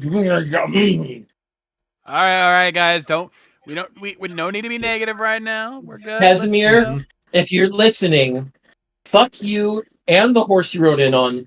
The definition of resonate is common fucking sense, and you have none of it. Funny thing about that, right now, apparently there seems to be some Civil War shit going on with within the OSR, especially with some people, oddly enough, thinking that Shadow Dark is politically captured, and it's resulted in this huge nothing burger between different factions. And yes, Pundit is part of the thing. I only found out about this when Wenger announced that after his latest Kickstarter that he's taking a backseat from game development. Which is unfortunate. Wenger, I don't always agree with him, but Wenger's not a bad guy. Yeah, I just love at this point, Monk. It's another Nostradamus Negrodamus moment for you and I because the OSR eating its own, that was on our bingo card a long time ago. I had said that the current state of things and this whole OSR as an identity thing was going to tip over, and in fact, even before that, I had a feeling that within that crowd there was going to be a civil war brewing. In fact, I told John about this when we were still doing those watch-alongs of Critical Role some time ago. That I had a feeling that with the way things were going, it wasn't sustainable, and something was going to happen that was going to cause a lot of things to get really stupid. Something's got to give. And I should address the whole Negrodamus thing, because when I said that on Tachyon Blues stream, apparently Teacup had a legit spit take about that. Obviously, it's a nod to the Chappelle Show skit, but the reason I adopted it is because I've had this habit of being close to the mark or spot on accurate with certain things over the years. It is scary how many times he has predicted shit and pretty much nailed it right in the head. Yeah. And I'm just sitting there like, good God, man. Yeah. He's the living embodiment of the Simpsons meme where things happening on the Simpsons actually come true. Yeah. Monk and I, and because Monk and I always share a brain, apparently, we both will mention it to each other and be like, yeah, we both have this viewpoint of it. And then we mention it to all y'all, and you guys are starting to pick up the brain as well. Mm-hmm. Eventually, everybody will be one of us. Ah, shit. Well, that was great timing. What's wrong, Kay? Trying to do a boss fight and I got my ass kicked. That happens. All I can say is the eternal line all the way back from Demon Souls. Get good. Get good. My mentor, Get good, noob. My mentor would always say to me whenever I needed to improve, get more gooder. Which was completely ridiculous, but he somehow made it work. Well, that actually, that's funny. There's a guy I watch that does spider documentaries who says less wronger is more better. Mm-hmm. So yeah, I get it. Yeah. Admittedly, part with one of those cases, it was an instance where that was the last thing I needed to hear because I ended up landing wrong and I did a Van Damme. You must have hit the highest note you've ever hit in your life, Mark. I didn't hit any notes. I was so in shock. I was trying to scream and nothing came out. I bet you had dogs barking all across the city. How did it feel to see the world when from an average height for once?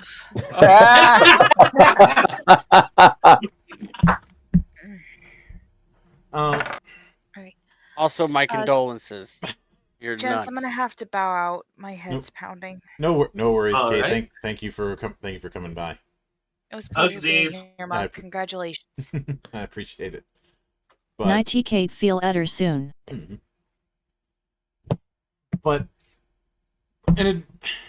as far as I suppose one thing that I may have explained years ago, but I haven't explained in stream is the whole monk thing. A part of it was I played a lot of monk characters in my early days, but something that I've been very consistent on over the years is I do not care for how in a lot of RPGs, a little bit less so nowadays, but this was definitely the case like 30 or so years ago. Martial characters getting the short end of the stick in a lot of games in general, and fantasy games in particular. I gotta get going, guys. My wife's calling. No worries, man. I probably won't be back. I'll see you all later. Yeah, stay frosty. But martial artists and gun users tend to be treated badly. A lot of people end up having this idea of the martial character as Babby's first character. And I know one might say, oh, that's only limited to the world's most litigious role-playing game. No. This is a problem that extends even into video games. I've seen this problem. Like how many times you played an old console style RPG and everybody's doing spells except for the martial character who's just doing the fight command. I think the only time they actually got it right was Final Fantasy IV with Yang. Yep. Yeah. I mean, there are already somewhat hints of it, but To be fair with 4, they did it better with other characters, with the exception of the US edition, which cut a lot of stuff. Well, let's not even get into that. The funny thing about 4 is that even in Japan, there were 2 versions. Easy type and hard type. Easy type was the one that we got when it was Final Fantasy II. Hard type is the one that showed up when FF Chronicles came out in 2000. And I have both. And they weren't kidding. It was good. I liked the kick. Yeah. I liken it to the whole story about why the original Super Mario 2 didn't show up for a few years. Then we all finally played it, and we're like, yeah, I can understand why they thought this was too hard for U.S. audiences. For those who don't know, when we got the real Super Mario 2, it was the lost levels on the SNES. As part of the All-Stars collection. And the whole poison mushroom thing is fine in that version, but in the original NES version, it is evil. As it looks so similar to a regular mushroom, you could not tell the difference. And it's just a slightly darker shade. No one could tell back then. I mean, if you really look at it, you can spot the difference. But but that's when you're looking at it now on an HD monitor. Imagine trying to spot the difference from a distance on a CRT. And then in later levels, it gets to the point where you don't even want the mushroom because it actually is a detriment. Even if you get the proper mushroom, you don't want it because it actually is a detriment. But the other thing is that as I further developed it and as I started expanding my reach, going full weeb and all of this, I gradually started to realize that my particular outlook was more and more resembling this hodgepodge of different religious beliefs and different codes of behavior, and the monk thing started to stick more and more. I think one of the thresholds was when I was very young and someone said, "You sound like a gaming guru," and without thinking about what I had said, "No, more like a gaming monk." And the reason I said that was because I had felt that a guru would be this know-it-all. Obviously, I didn't know what a guru meant in Indian cultures at the time, because this was like the 90s. But I had thought, well, if a guru is going to be some know-it-all who already knows everything, and I'm like, I know I don't know everything. I know I want to learn more. And well, I haven't stopped. I've told some of the people here the story about how I ended up reading through a whole damn library when I was very young. Because I was in there so much that the guy who was running it gave me a spare set of keys. Mostly because he half jokingly said, "You're in here so much, it's like you live here," and I'm like, yeah, whatever. And he gives me a spare set of keys and is like, "Don't burn the place down." I never got that one from my local library, but they were also government run. So I mean, local government run, but still government run. This was a tiny ass town in central Minnesota. The population was like 2,300. Oh, sorry. Yeah, the library system was in the small towns of the county I lived in, but it was run by the county. So it was a small library in a small town. Again, many similarities between the Monk and I people, other than the least obvious dissimilarity. Yeah, or most obvious dissimilarity. Zen and I have the blessing and the curse of being similar people. It's why we get along so well, and why it's so easy for me to make him banged. And admittedly, when I say the similar people thing, I was somewhat channeling one of the more famous stories between CM Punk and Samoa Joe. Back in their ROH days, they seemed to have this thing where something stupid happened to one of them, and something stupid would happen to the other. Yeah. They called it parallel lives. It was never the exact same thing, but it was always something. Yep. And I will admit that I did always have a fondness for various characters that had a strong sense of personal code. Not necessarily one that was built upon by a doctrine or faith, but something that was built on some sort of personal honor or the like. I suppose in that regard, that's why I can see that. That's why growing up I gravitated to Batman like a lot of kids back then. That is probably why I gravitated to a lot of characters in not just various forms of wuxia, but also a lot of samurai pictures that I would watch growing up. And that also includes westerns. And these kind of things just collected into this mix match. And if one were to look at my background, that really is the pattern that you're going to see. It's never one thing. It's always a bunch of things that just happen to stack up in just the right way to create something new. And I know that's nothing new when it comes to how creativity works, but that's kind of why I say that the Mildred the Monk that you see right now is something of a culmination of a lot of different elements that just happen to arrange into what you see. Which is why I've joked that that one could argue I was training to be a VTuber long before VTubing existed. Yeah. Anyway, on that note, folks, I gotta head on out. Yeah, and I have done my fair share of studying on the thing, and even when I covered it the first time, I was Funny enough, I had a similar approach. It's oddly a role you just grow Later, into. Rick. Yeah. Stay frosty, Rick. Thank you for coming on. And Galen asked if I'm a fan of Thunderbolt Fantasy. Oh yeah.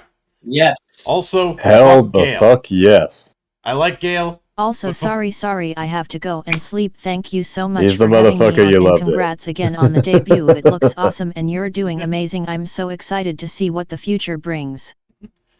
Thank you, Riona, and I do appreciate the efforts. I hope to see you during the game streams next week. But when it comes to something like Thunderbolt Fantasy, I do have to credit JT for introducing me to the concept because he loves his puppets. I'll try my best. Sweet dreams. You are all. welcome. But there were times, as odd as this may sound, where I completely forgot that I was watching puppetry. Oh, it just sucks you in. It just sucks you in, and you just go with it. I did have a bit of a laugh, and I think I told you about this, JT, about how season one feels like a Dragonlance campaign, and then you. You mentioned. Mm-hmm. What I say? You had told me that apparently some parts of Thunderbolt Fantasy were inspired by Gen Urobuchi's D&D campaigns. Some type of tabletop campaign, yes.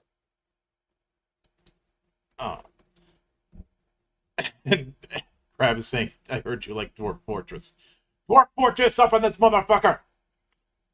Dwarf! Mm-hmm. But I find Dwarf Fortress to be a fascinating beast because I've watched its one-man development over the many years that it's been a thing. Even took part in some of the collaborative Dwarf Fortress experiments on TG, and that includes, unfortunately, Boat Murdered. The child is Boat laughing. murdered. The dwarf is laughing. You are laughing. Boat murdered. Yes. The story of how everything can go wrong in Dwarf Fortress. I think the only game that has just as much everything going wrong is Space Station 13. Now Space Station 14. Mm-hmm.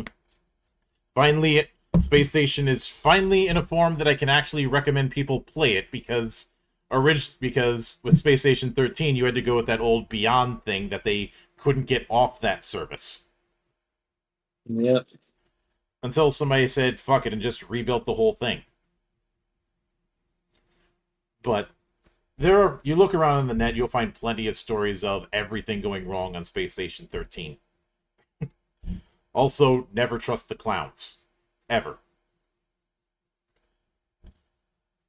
Remember that while Boat Murdered is probably the most famous version of a Dwarf Fortress playthrough, there's actually a Dwarf Fortress playthrough that someone made with the intention to fail as soon as possible that is still going today. And I forget if it's called Tower Ascended or something else like that. That is a distinct possibility. I mean, I've certainly know a lot, and I've certainly seen a lot, but I'm never going to claim to be a expert. Oh, but I do know that when I started things, I wanted to focus on indie stuff, because that's where I thought a lot of the fun was. I've said before, the best way to play D&D is outside of D&D. You know, the stuff that comes out of the third party. And plenty of people have made whole careers on that sort of thing. I had wanted to do focus on that because, for one, a lot of the people who are doing content creation were just focusing on D&D, as I mentioned before. But even on the video game side of things, I wanted to focus on indies. Because there is one phrase that I am very, very sick of. And it's one thing that we end up calling out every time we do a Hangover Shit Show stream. Which, spoiler alert, those will be continuing. We're going to be doing another one this Sunday. So tune in for that. Especially since I'm going to have to add a bunch of stuff because Nintendo decided to do 2 direct shows. Huh. I wonder how long this one's going to be. It's not going to be as long as the last one, I can guarantee you that, because we only have to deal with 3 showcases total, not 6. It wasn't like I planned to cover 6 at once. I didn't know that there was going to be that many. It just kept piling up. Lady Luck works both ways, people. Yeah. But when it comes to it, is that we have had a bit of an issue with people saying that there's no good games coming out, or the state of Western gaming or whatnot, only focusing on the AAA end of things, and then adding at the end as a weasel word, except for the occasional indie. You might have been able to argue that in 2009, when the financial crisis killed a lot of the AA market, along with a lot of other being killed because they couldn't handle the transition to HD logistically. But we're long past that. Now, especially with things like Steam, GOG, and other places giving indie developers a chance to self-publish their own games, there's no longer a problem with that. Indie developers can make their own games, put them out there, and they succeed and fail on their own merits, not because a publisher didn't want to take a chance. And it's really a golden age for, you know, small productions and such like that. It's a golden age for indie creation, period, between the indie and AA market that has been rising for the last 7 years. The large amount of people who are learning that working on comics at the big 2 is not the place to be, and are doing their own thing. in addition to that, there's always been this when it comes to music. I mean, plenty of people have like a SoundCloud or a Bandcamp these days. Yeah. And through stuff like Spotify, there's even more avenues to get one's music out there. Music festivals are certainly nice as a gathering thing, but they're not the sole necessary place to get your voice out there. Same with the open air festivals. And depending on the open air festival, you probably should avoid it. Looking at you, Blue Ridge Rock Festival. Dear Lord, that was a trash fire. And even in this stuff like the movie scene, you still need to have publishers, like big studios for like proper movies, but if you just want to make movies to start off with, YouTube's already right there. Mm-hmm. How many people have released independent films on YouTube for free and have hit massive successes because of it? Yeah, and there's plenty of people who release stuff on the shittiest of budgets. And some people who lean into how bad it is, like say the living meme that is Neil Breen. Okay, so Neil Breen actually thinks he is a genius. He doesn't think his movies are bad. I'm going to say that right now. He legitimately believes his movies are the most innovative thing ever. Did you have to phrase it like that? I did have to phrase it like that simply because Neil Breen. I think Neil Breen is he's a Breenius after all. He's going full Tommy Wiseau, is what you're saying. Okay, so actually, Tommy Wiseau is less than Breen here. Let's be honest. Yeah, I can say that because I met Tommy Wiseau once. He's somewhat coherent. Even if he kept making basketball remarks at my expense, because everybody fucking does. Well, along with that, Tommy Wiseau. Well, if you got rid of your knees and took off a few fucking feet, then people won't make the jokes about basketball to you. Come down to normal people levels, Monk. Never. But what's really funny is Tommy Wiseau actually made some really good movies recently called Best Friends with the R in parentheses. It was actually a really good movie, and it starred him and the guy who played Mark in The Room. Yeah, though I've stated that The Room has become this generation's Rocky Horror Picture Show. In some ways, yes. In some ways. The midnight showings, people going in dressing as characters, Wiseau showing up, people speaking along with certain lines. The same kind of thing that you see going to a showing of Rocky Horror. Yes. Minus the dope. I think a part of him understands that it's a meme, it's a joke, and that he's just like, well, I could either fight it and be ignored and left in obscurity, or I could lean into it, have fun with it, and probably make more money in the end. Well, the new movie that he made in 2 parts, I might add. Mm-hmm.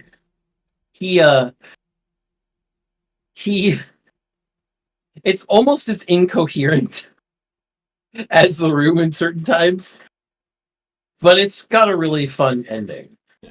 It doesn't end with him shooting himself in the head.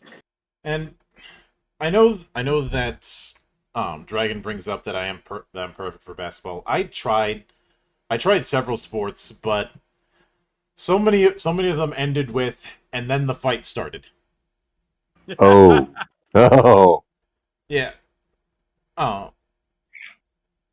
think one of them was basketball, and I was playing against somebody who flopped too much. If you catch my drift.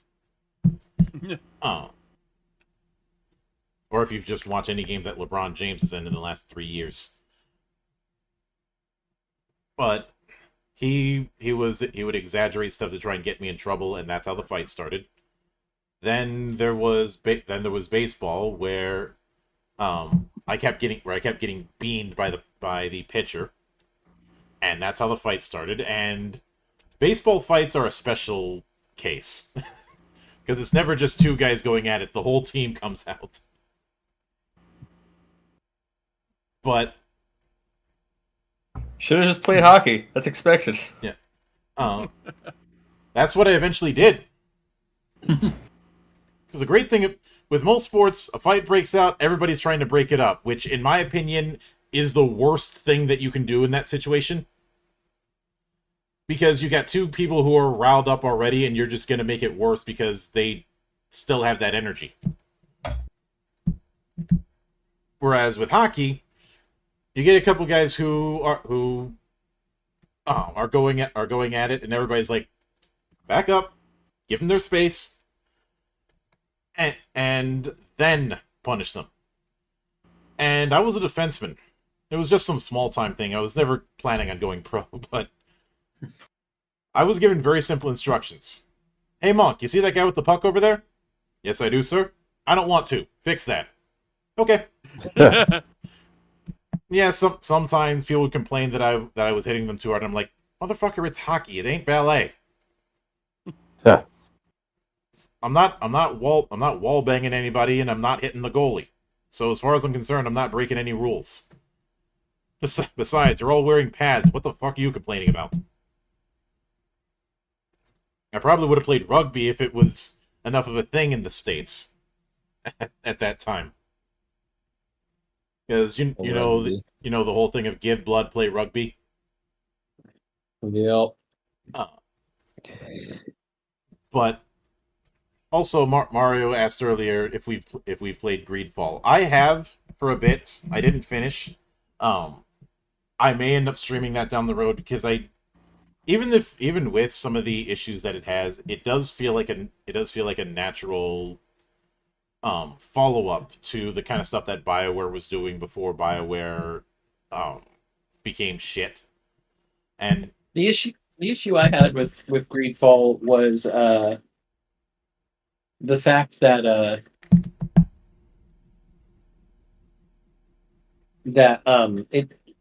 the day-night cycle can really screw you out of certain things, and I didn't like that.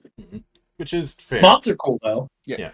Greedfall fell into the weird category for me of only like 2 other games that, for reasons I don't know, the longer I would play the game and just look at it, it would start to give me a headache. I have no idea why. It's that and Metatron, a game I really wish didn't do that because that was my kind of game. You mean El Shaddai? Yeah, El Shaddai. El Shaddai. I really wish I could have played that, but 5 minutes in, I'm like, I can't. It's physically hurting me to play this game. So, like 3 games have done that to me, and I don't know why. Yeah, Crab, the first few games during the EA partnership, which that partnership needed to happen, otherwise BioWare was going to shut down. Knowing what I know about the situation, but stuff like Mass Effect 2 was decent. Really the canary in the coal mine was Dragon Age 2.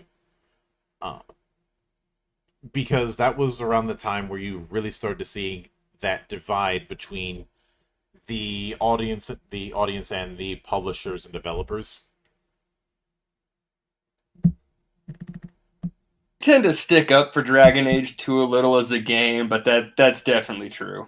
I'm well aware of the fact that they say that it took 13 months. In reality, it took 6 in terms of actual development. That's how long there was for Dragon Age 2, which is very evident in a lot of things. Yeah. And Chuck Sonnenberg had joked that it took less time to make the game than it does to make a human child. And I had half jokingly said that the best Dragon Age is the one that Green Ronin made, the TTRPG. But that's partially because Green Ronin doesn't miss. And speaking of, I know that a lot of people roll their eyes when it comes to certain IP getting made into TTRPGs, going, "Oh, everything's getting made into a TTRPG. They're milking the concept." And I'm like, this is nothing new. Back in the day, Dallas had a TTRPG. Fucking Dallas. The TV show that most people remember for because of the whole Who Shot John thing that got parodied in The Simpsons. But It does, but that does segue into one of the other major mantras that we have here in the temple. And that is something that I had coined and then we later refined, called games, not names. Because when it comes to the state of things, when it comes to the state of certain franchises that are in decline, there's a choice that you have in front of you.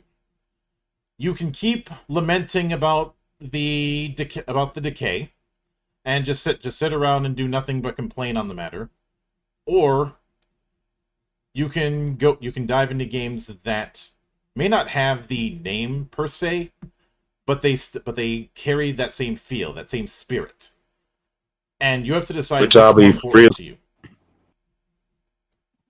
Which I'll freely be honest, I am still kind of guilty of that sometimes. Everybody is in some form. Nobody's free of sin when it comes to that. Mm-hmm. But it's more an issue of the solution being in front of people, but them not wanting to take it because they more clearly value the security blanket, much in the same way a child values the emotional support teddy bear. I know that may sound a bit harsh, but it is very much the case, and that's shoe fits. Yeah, and that's part of the reason why we spend a lot of time doing the types of hangover shit shows that we do, where we don't cover the actual press conferences, or what they are at say TGS or recently Gamescom or the like, or the showcases that the individual consoles do. We just look at trailers, we look at gameplay demonstrations, extrapolate from what we can see in the footage, and go from there, and have a bit of laughs along the way.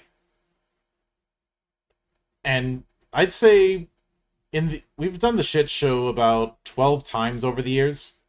I'd say with most of them, less than half of the games that we cover are from big studios. I most of what we cover is stuff that is either small stuff from a big studio or stuff from indies. Yeah. Mm-hmm. Yeah. Also, Mario, I'm not condemning you for Greedfall. There was a reason it didn't resonate with me personally. I'm not saying that's a bad thing. As for coming off of Andromeda, I'm terribly sorry you played that game at all.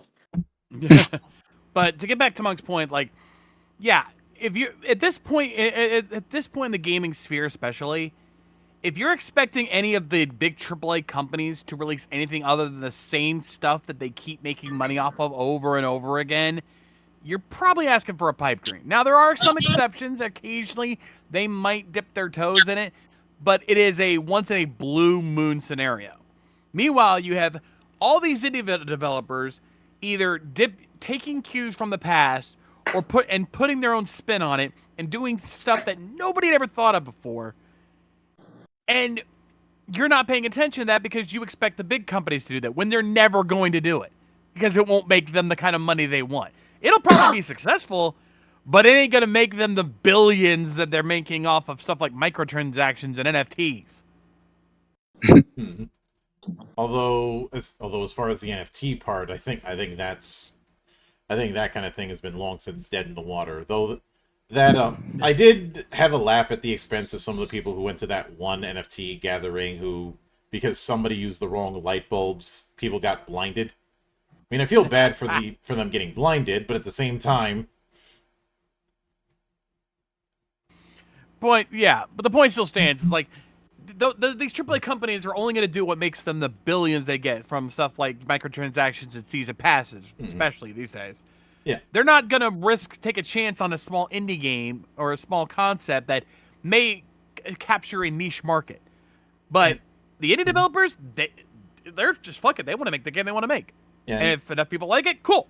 As time has gone on, I've developed a harsher stance because I honestly feel that there's a not insufficient amount of people who treat that kind of negative thinking as their security blanket.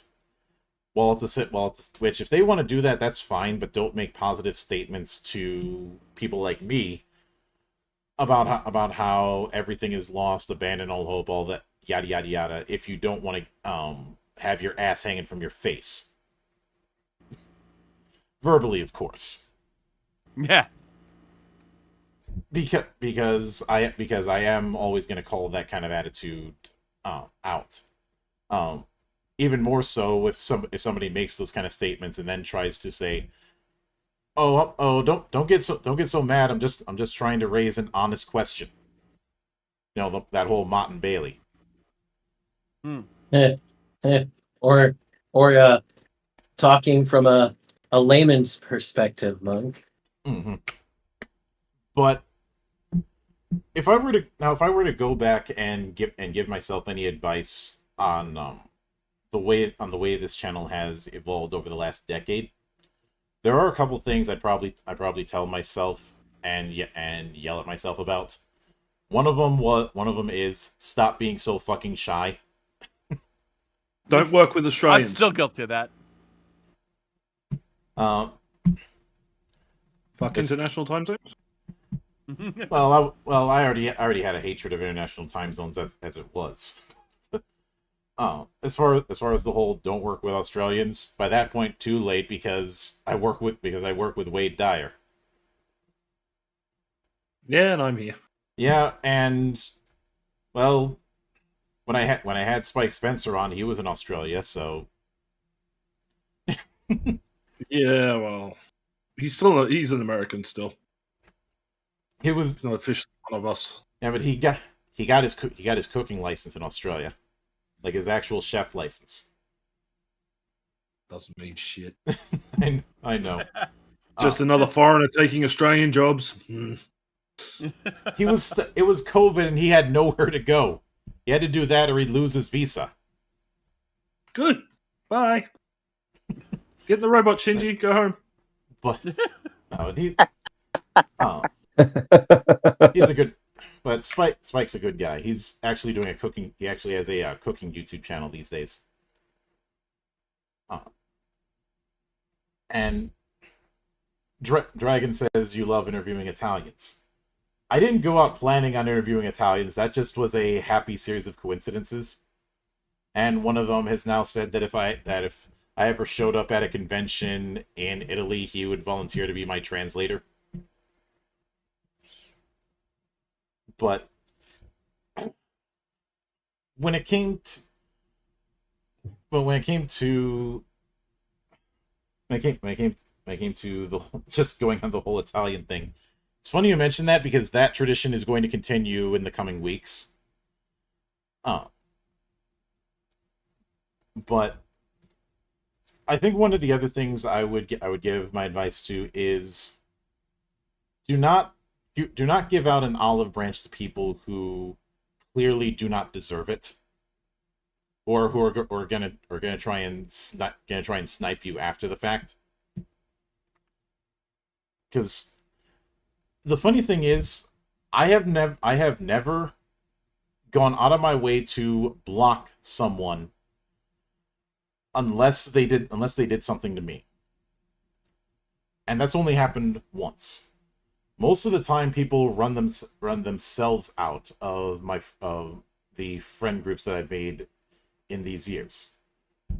I think one of the big things is not work with anybody who self-describes themselves as a grognard.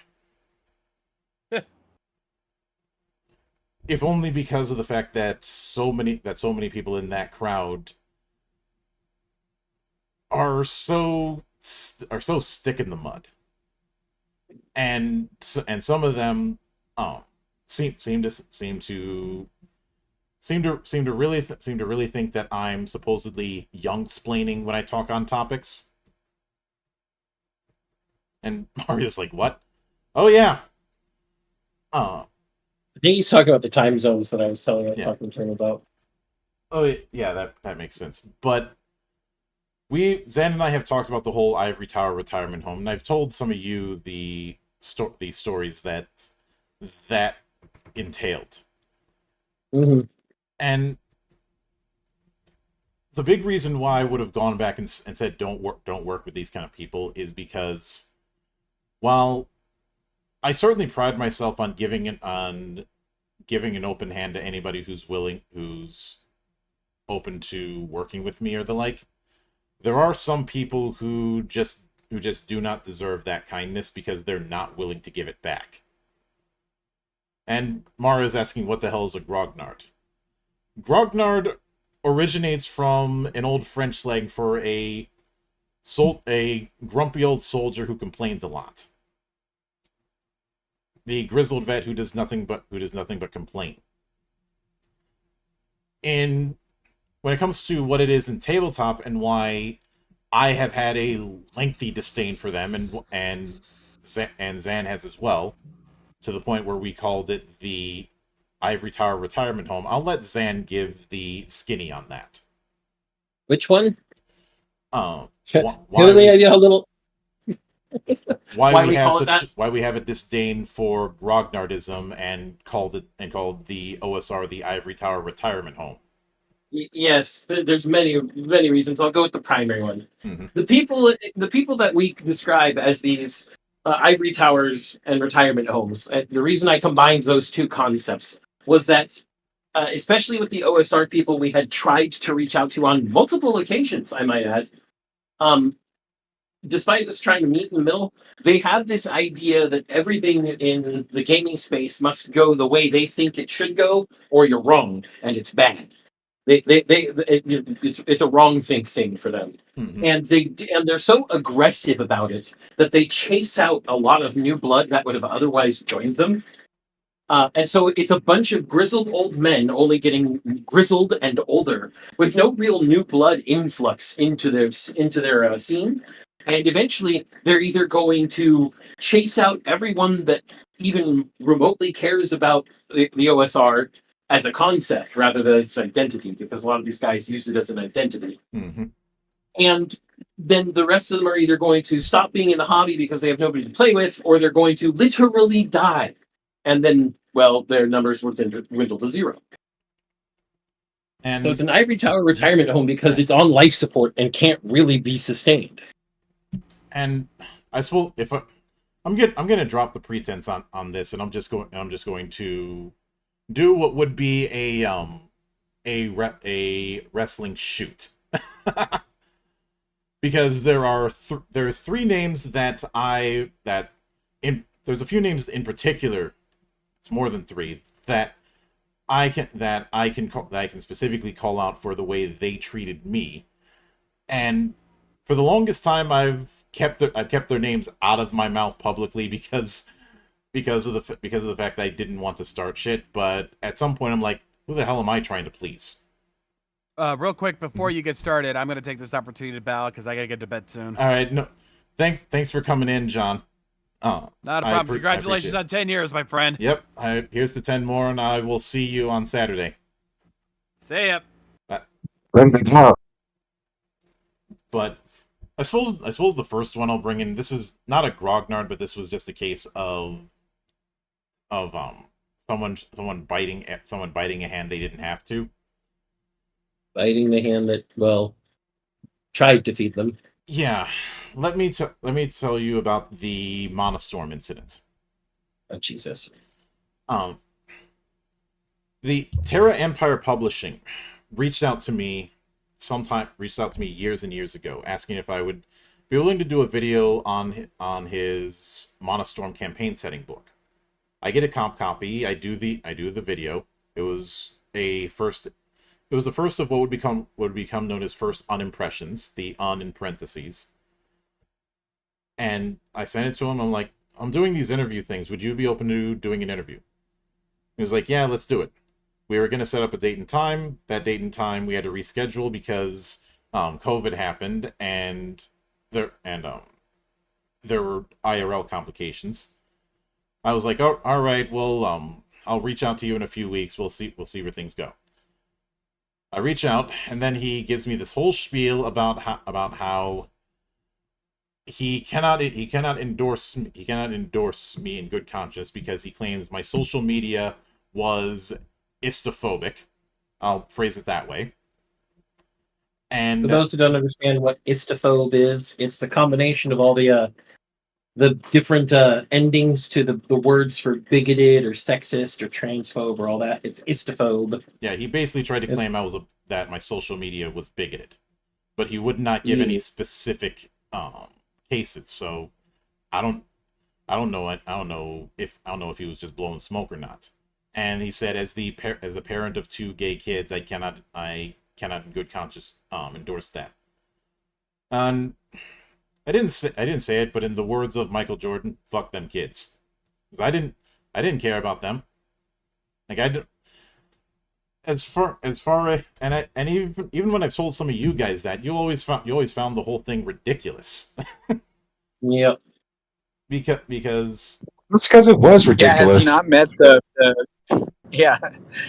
Has he not met the homo brother in the temple? This was before I met you. Oh, okay. I had made it very clear I'm an equal opportunity asshole. I may That's be an right. asshole, but I don't give anybody special treatment. And there was the whole thing with Shrike, who she seemed nice, but she was very, everything has to tie back into politics, and I have a very radical neutrality attitude with the temple. I even have it in the rules in the server. You are not a crusader. You leave your strongly held beliefs at the door. That's not the purpose here. And anyone who even slightly leans into that, I have that dealt with post haste.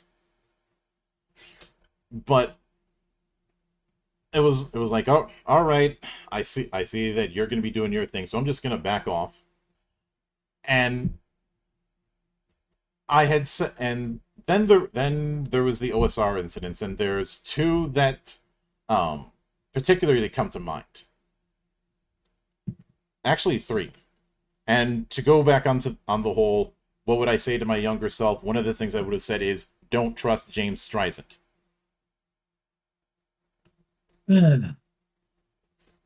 Which is a shame because him and I were friendly for 5 years.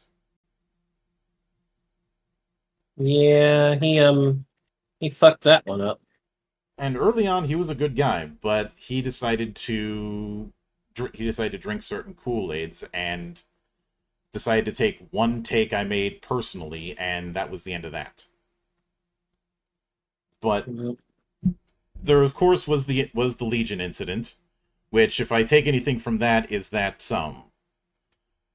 this is the importance of briefing your guests beforehand. I wasn't doing that for this kind of thing because well, this is one giant shit post. There's not a whole lot of briefing that's necessary. But if you're gonna be bringing somebody onto a given stream and having it scheduled at least 2 or 3 weeks in advance, it's best to let them know what's actually going to be happening on that stream, instead of just assuming that they watch your content and know, which is what happened in that case. And of course, the other one was Diogo, who I still haven't spoken with because he decided to throw both of us under the bus, and in particular you. Yeah. Side note there, Diogo had a nice, long, nearly 3-hour conversation with us. Where we got into a lot of stuff that we usually don't get into. Yeah, we got into some personal anecdotes and deeply held observations and beliefs.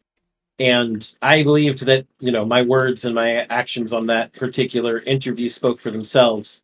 But then the fact that my Twitter was made entirely because of Gamergate and still has a Gamergate banner, he's like, what's Gamergate? And then immediately asks Monk if it's the thing in the Wikipedia article, which is, every one of you should know, is exceptionally biased and wrong.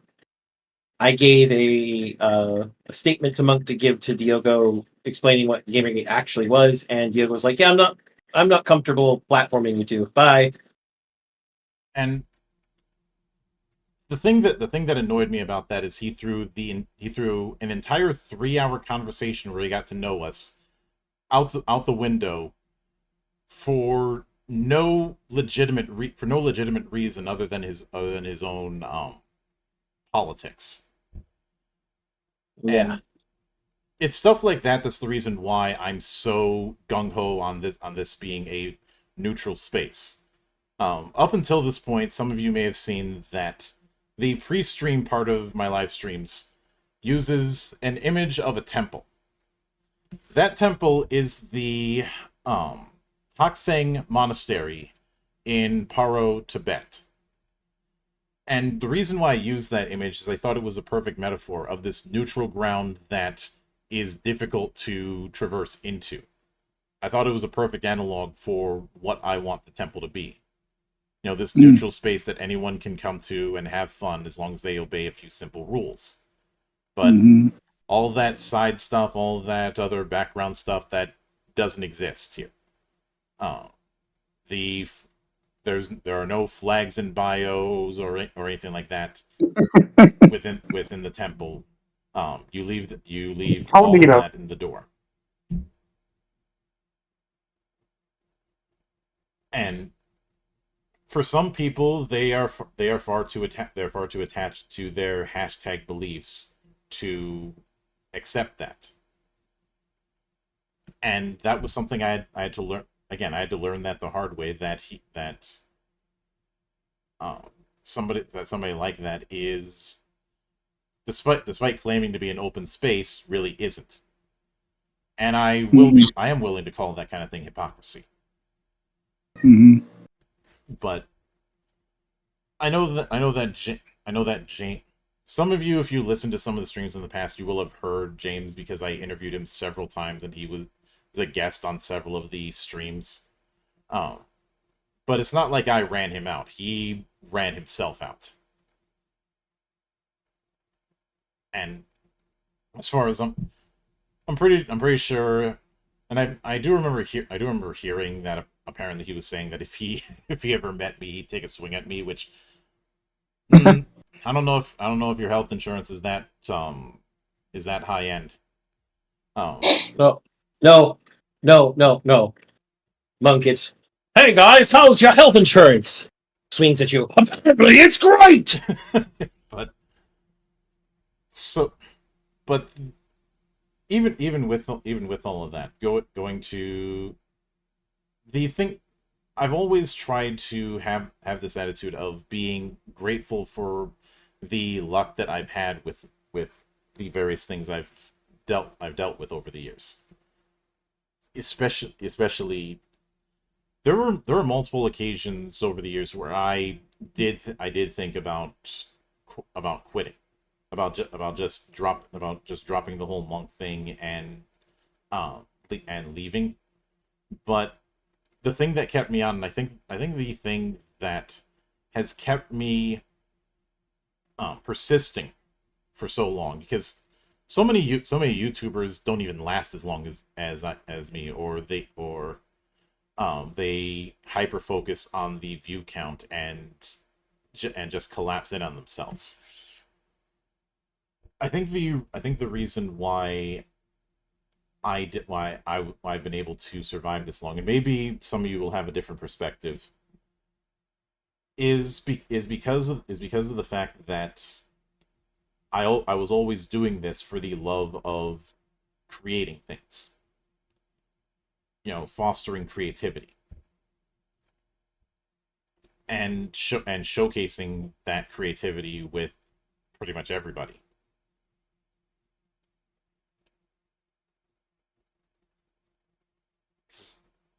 Again, I'm not doing anything for clout or anything like that. It's always been about the creative process.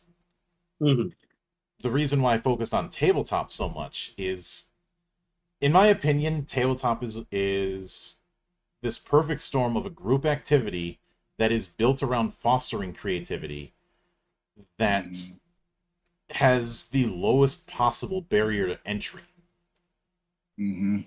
Like, people can make a video game, but that's going to take time and a whole lot of knowledge when it comes to programming, art, and all of that stuff. But there's TTRPGs that the whole rules can be written on an index card. I should know. I've run them.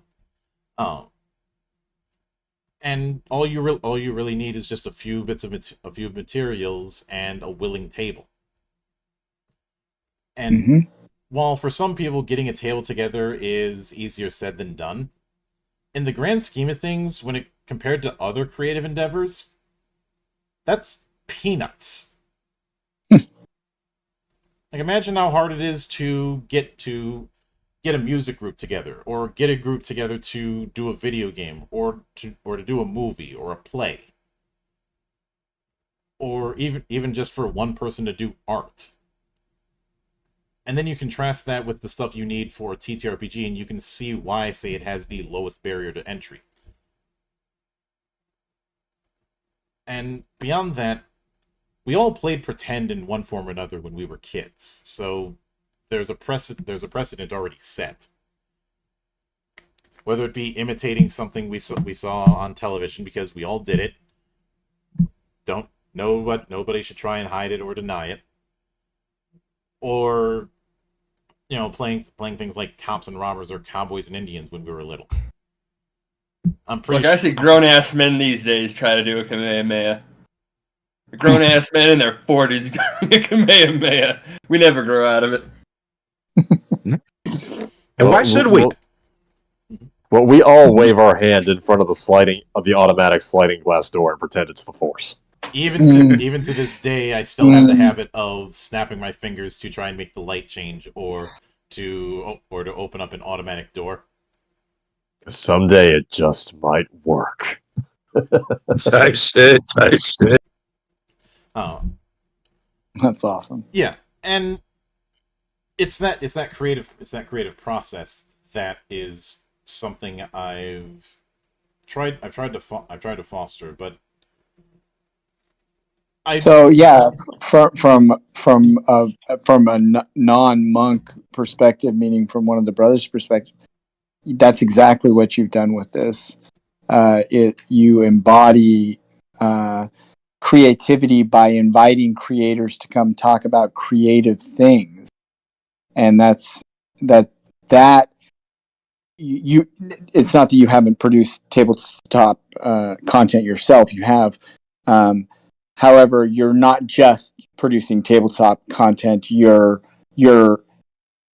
doing it and doing this that gives a forum for people to have this conversation called creativity, and therefore inspiring and fostering creativity. So good on you. And I think that's the reason that it has lasted this long. You're doing what you love. It's not about the cloud, and what you love is creativity and inspiring others to be creative.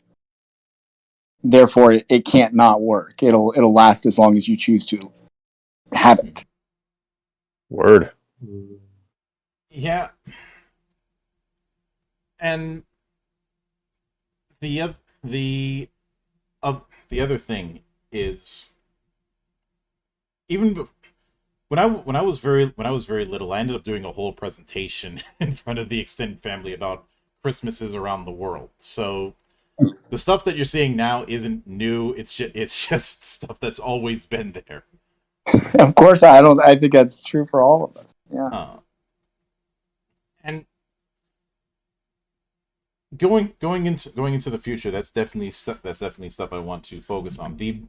I know one might say, well, if your focus is on tabletop, why do you want to start doing game streams again next week? There's a couple of reasons. One, showcasing what's out there as far as video games is still within the temple's ethos. Mm-hmm. But also, I feel like I've been a bit of a hypocrite, because I keep calling people out who talk about how we need to support indies and they don't do it. And the most that I've done is the occasional stream or the Hangover Shit Show streams. Yeah. And I felt like I need to step things up.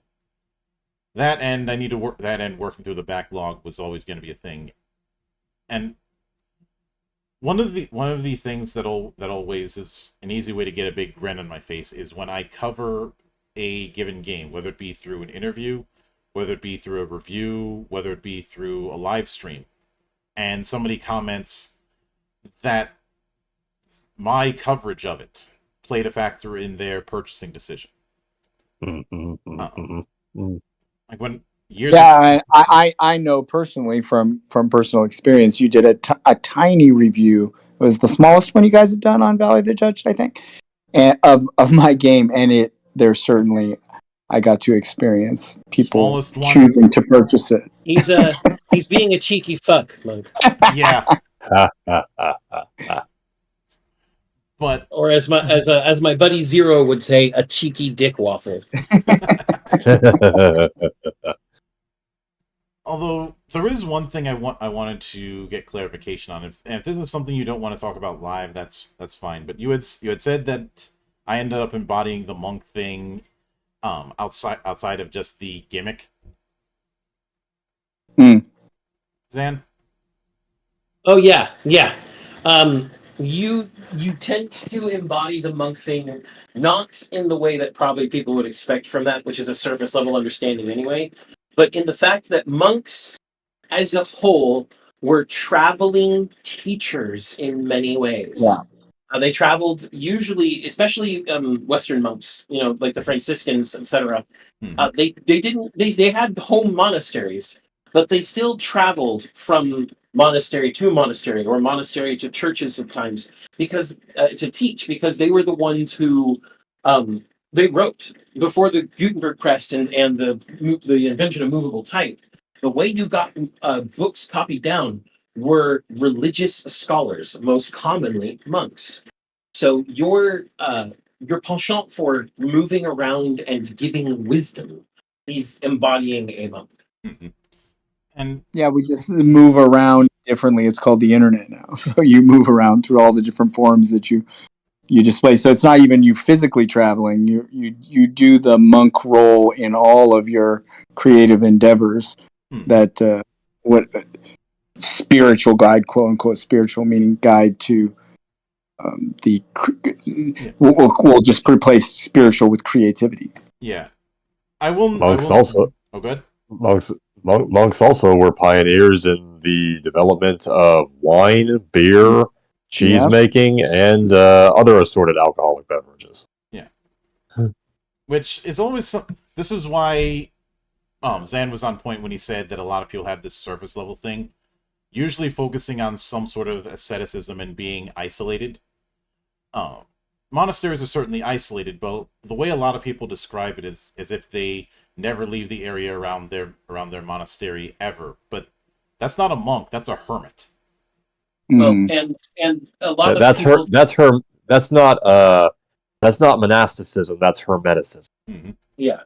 Well, and a lot of people also have that idea, not just from how some Western monks are portrayed, but from how a lot of Eastern monkhoods are also portrayed. Yeah. Which I don't fucking get, because there are sayings in Confucianism and Taoism and in Buddhism and in Shintoism and in a lot of East Asian religions that all boil down to a very famous Taoist analect.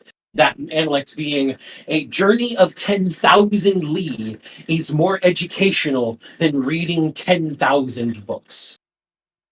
And that was given specifically to Taoists who were in their ascetic hermeticism, told, hey, you've been shut in too long, go learn from the world, you idiot. And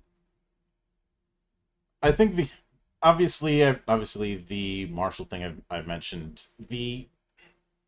I've talked about this plenty of times, but there's two characters who could be considered very spiritual that I am very fond of. I'm not going to say fave character or waifu, husband, or anything like that, but I am fond of their approach.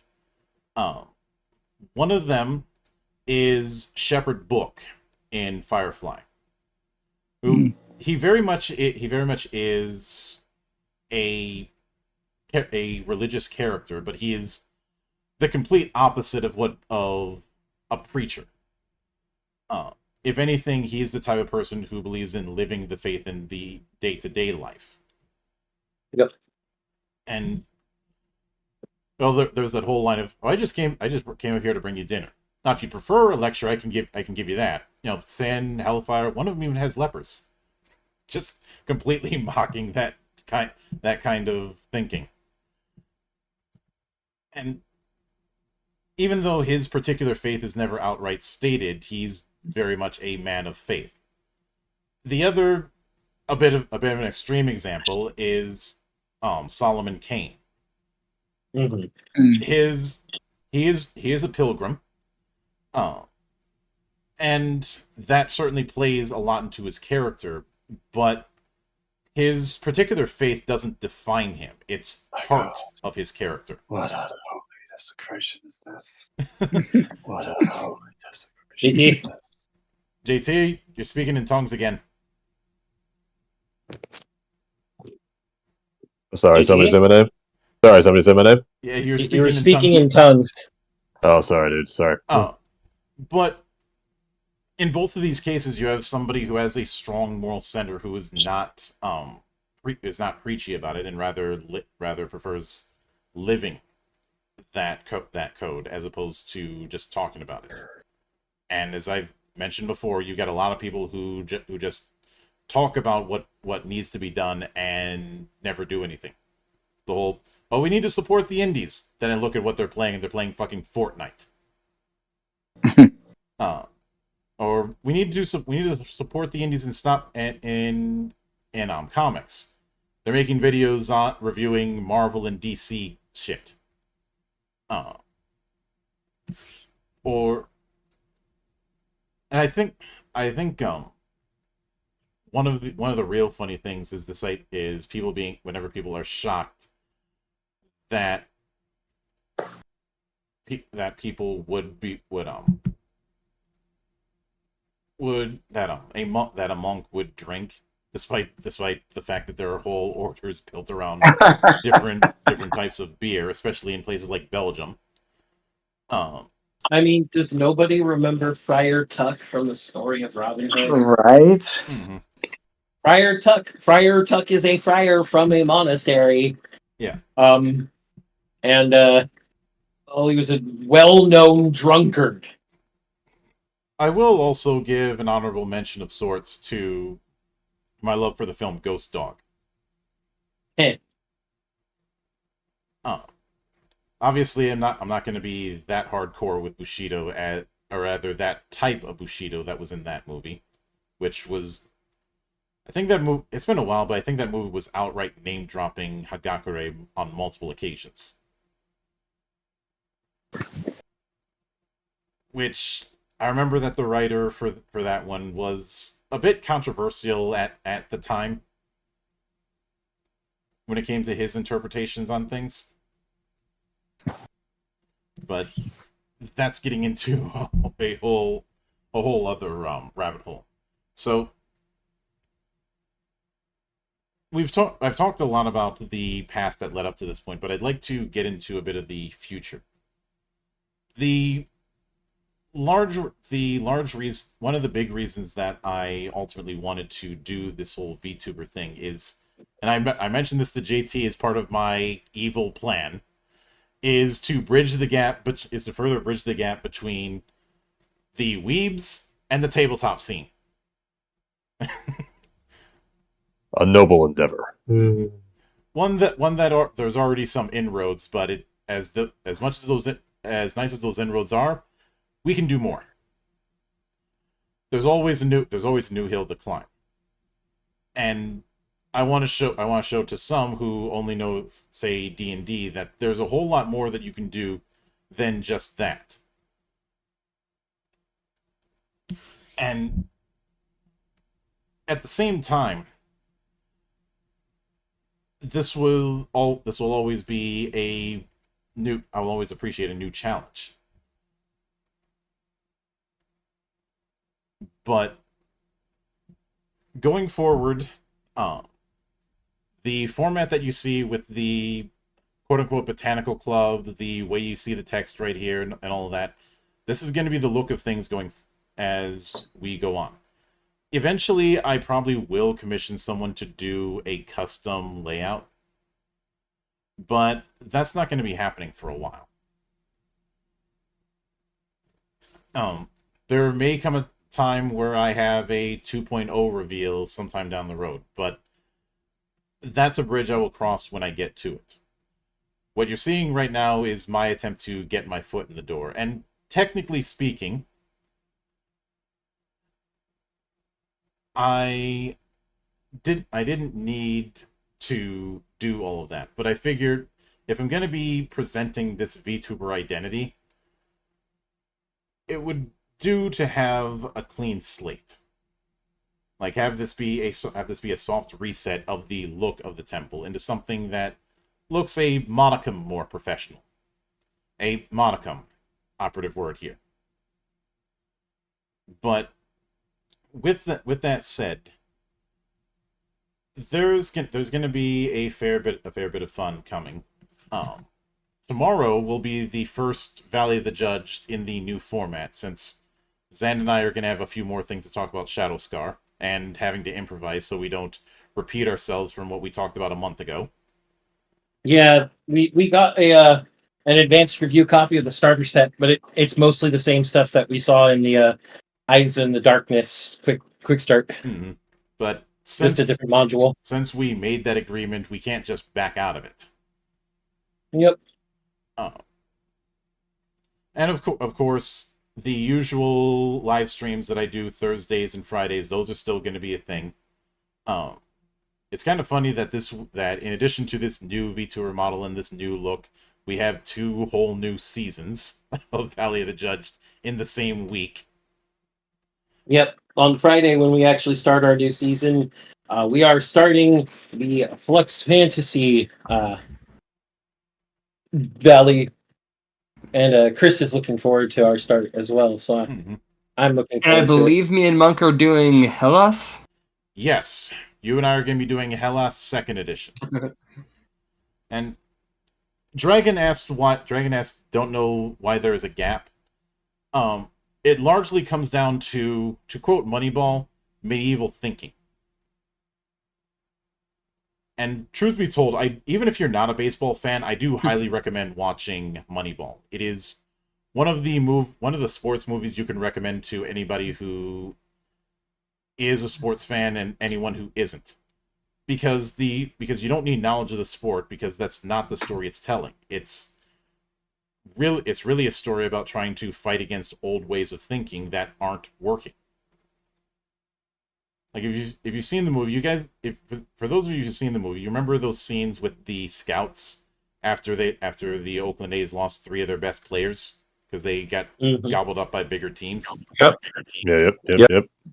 And instead of talking about who can we replace him with, they're talking about this extraneous shit about looks, good body nonsense, as it was referenced in the film. And with a lot of people in the TTRPG space, there's still that mindset. A lot of people are still stuck in 1982. Or in some cases, 1976. About how that very rigid attitude. And if there's a case in point, our good friend Vincent of Vindicated Entertainment has talked with me about how he has an easier time getting people into other worlds when he's at anime cons than when he's at tabletop cons. Because when he's at tabletop cons, it gets dismissed as too anime or weeb shit. There is this idea among us not insubstantial amount of people that anything in that direction needs to be essentially ghettoized from the rest of the TTRPG space. Now, in reality, that is not the case at all. There are plenty of indies that do that, and plenty of times where the things have crossed over. And when it came to the Legion incident, that was one of the things we were trying to bring up. That TTRPGs and video games have a much closer intertwining relationship than a lot of people think. It's just we ended up getting ambushed into an us versus them thing that I did not sign up for. You know, I always found that sentiment to be rather interesting because go talk to anybody who's a Warhammer 40,000 fan, a fan of Dungeons and Dragons, a fan of Vampire the Masquerade, fan of Halo, and ask them, how many of you guys watch anime? If it's anything less than 70%, I'm going to be absolutely shocked and going to assume you're lying. I think a better example, Doku, would be a good chunk of the BattleTech community. Yep. Who believe themselves so far above anime. Yep. BattleTech has an interesting community surrounding it. They are a bit snobby because you got to remember BattleTech came out around the time when Warhammer and D&D were getting super popular. So they're like, oh, we're the niche, we're the true nerds, and that sentiment still kind of exists today. It's fucking hipsters. Let's call it what it is. It's true, even though you guys had how many Mech Warrior games? Not to mention the fact that Mech Assault was one step removed from an arcade mech game. It pretty much was arcadey, which was a smart move because there's no way you're going to get traditional Mech Warrior controls on the original Xbox. And Gallant J points out that he says all of BattleTech designs were stolen from anime, though. Not all of them, but certainly a lot of the early ones, and that brings into the whole Harmony Gold situation, which plenty of people have talked about. When I did my review of A Time of War, I said fuck Harmony Gold and all of that. I'm well aware of it. We'll probably do a whole episode roasting Harmony Gold because I've recently been made aware about the fact that even the Transformers community hates Harmony Gold. Let me know when you do that, Rose, because I want to be there for that one. Mm-hmm. And sorry I cut you off on that, Zan. I knew you were about to say something. My bad. I was about to say, on a completely unrelated note, Monk, I have volunteered you for a potential collaboration with Darling Straub. Rev says Desu's wife. Well, if she responds, you'll know because I tagged you in the fucking tweet. Yeah. Oh. And the thing about that is that a lot of people put their identity on the approach that they have, and aren't willing to experience new opportunities. Whereas for me, I look at all of these different indie projects and the like, and I'm like, this is a fucking gold mine, and I can't wait to dive in like I'm Scrooge McDuck diving into his money. But all right, somebody out there needs to do a fan iteration of Mildred's character, but as Lara Croft Tomb Raider. Okay, so Doku, go look in Meandom, or no, go look in Art House. Go look in Art House where I posted Riona's fan art. Oh wait, am I late to the party? Has this already happened? I mean, something's happened. Go look in Art House. Oh boy! All right, give me a second. Yeah. As we await the reaction. Oh my god! I lost my headphones. Riona blesses us even from the depths of sleep. Mm-hmm. But all that said, something about this that has greatly amused me. We've had all these people come in, talk about all this history and lore. Here's the history of me and Monk. We randomly follow each other on Twitter, probably way back during Operation Skynet, I think. We just happened to follow each other. One day I say, I think I should probably do some kind of anime podcast with somebody. He responds, all right, let's talk. And now here I am. Yeah. All these big stories. He's like, I just walked in one day and said hi. Well, and I just stuck. Yeah, with a lot of cases, somebody said hi, and then the rest was history. Actually, wait, Mildred, isn't that how I ended up meeting you and Nurgle in the crew? Is just randomly jumping in. Your drunk ass stumbled in. You'll notice that the monk here tends to collect people mostly through happenstance, whereas when it's him and I, it's just, oh, professional worker, nice. Let's be friends. Well, I just thought it was kind of fun to hear because that's pretty on brand for me. Oh, sorry. Well, I guess now's a good time to chime in. If we're talking about origins or whatever, I have known Mildra. I have known the monk for going on almost 20 years now. And except for a 6-year gap between 2013 and 2019, because life happened to me, and I went in a different direction. But I came back. I met Mildra over by pure random cosmic 2 pinballs knocking against each other in the machine. .hackers.net. It was a .hack fan site. Anybody remember .hack? .hack was Oh cool. yeah. Oh, we .hack, in my opinion, is still underrated. Excuse me, I JT? recently bought the original Yes, sir. .hack Yes, anime Sam. recently, so. Yes, Sam. Yeah. Does anybody remember .hack? Literally, the guy whose #1 game whenever he thinks about the PS2 is the entire .hack media series. Yes, the .hack quadrilogy and GU. Yes. Exactly. I ended up on games that are now worth a small deposit on a house. Yeah.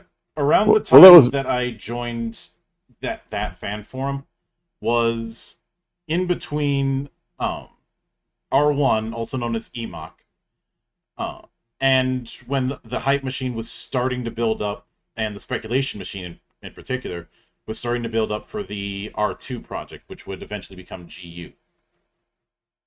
Yes, I believe that's why I stumbled on that site. And if I recall correctly, it was in one of the non.hack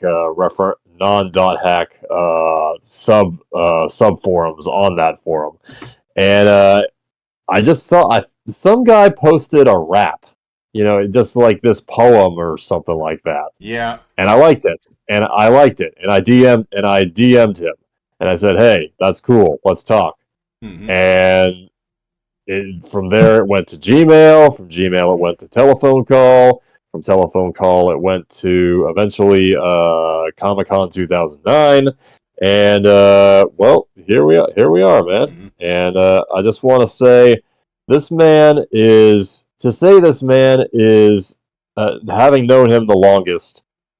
To say this man is a machine when it comes to productivity is understating him. This man is a monster of productivity.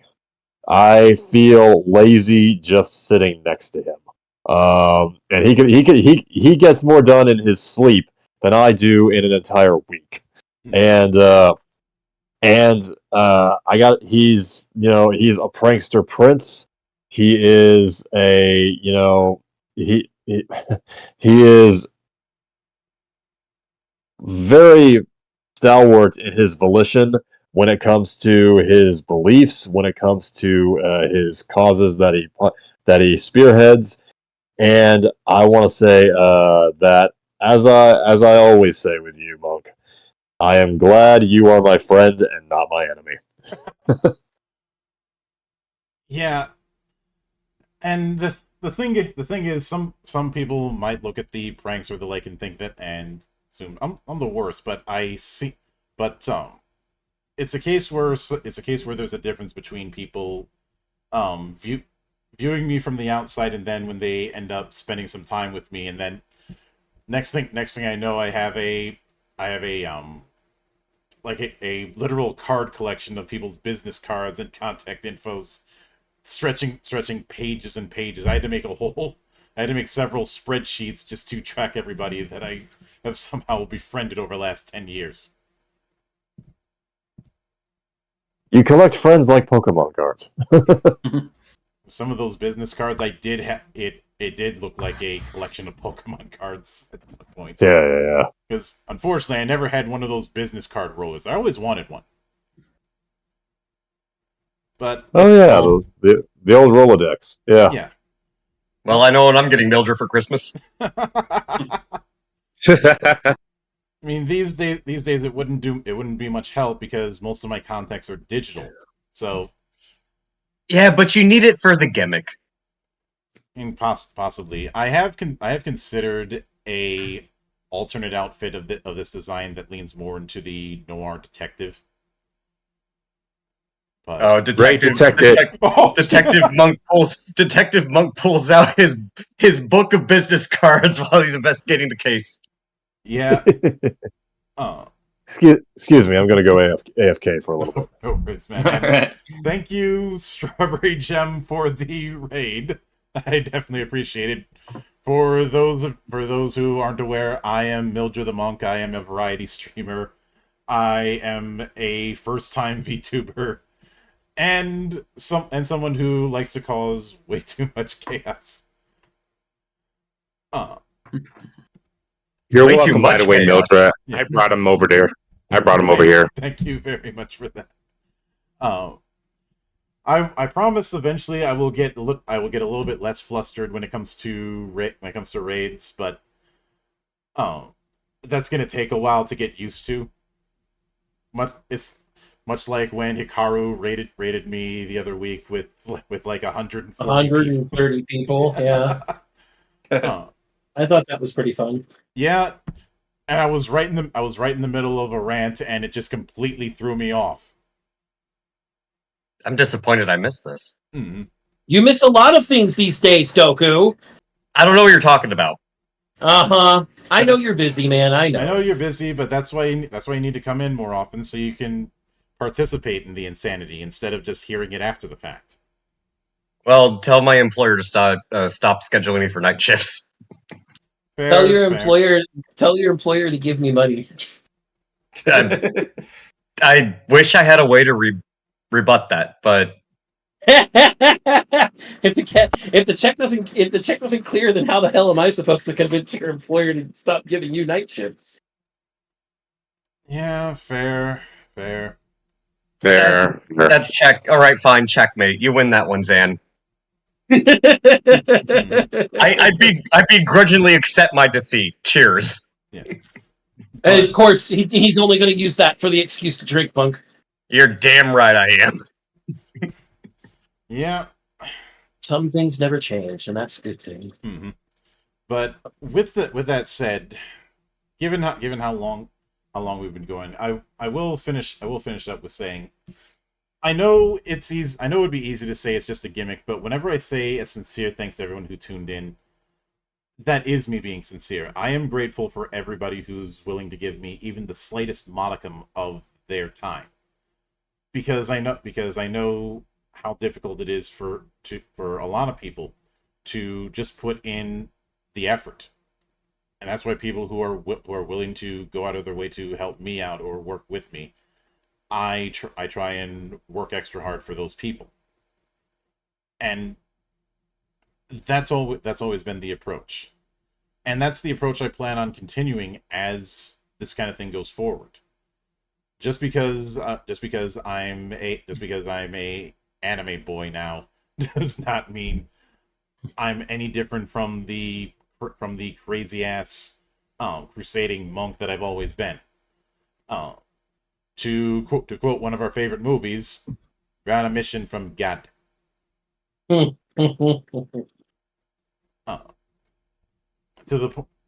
when it comes to people who are in that kind of negativity, if they're in the temple, I will drag them out of that negativity, kicking and screaming until I'm like, "Do you see the light?"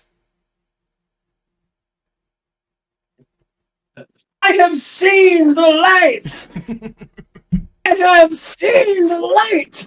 The band, Elwood! The band?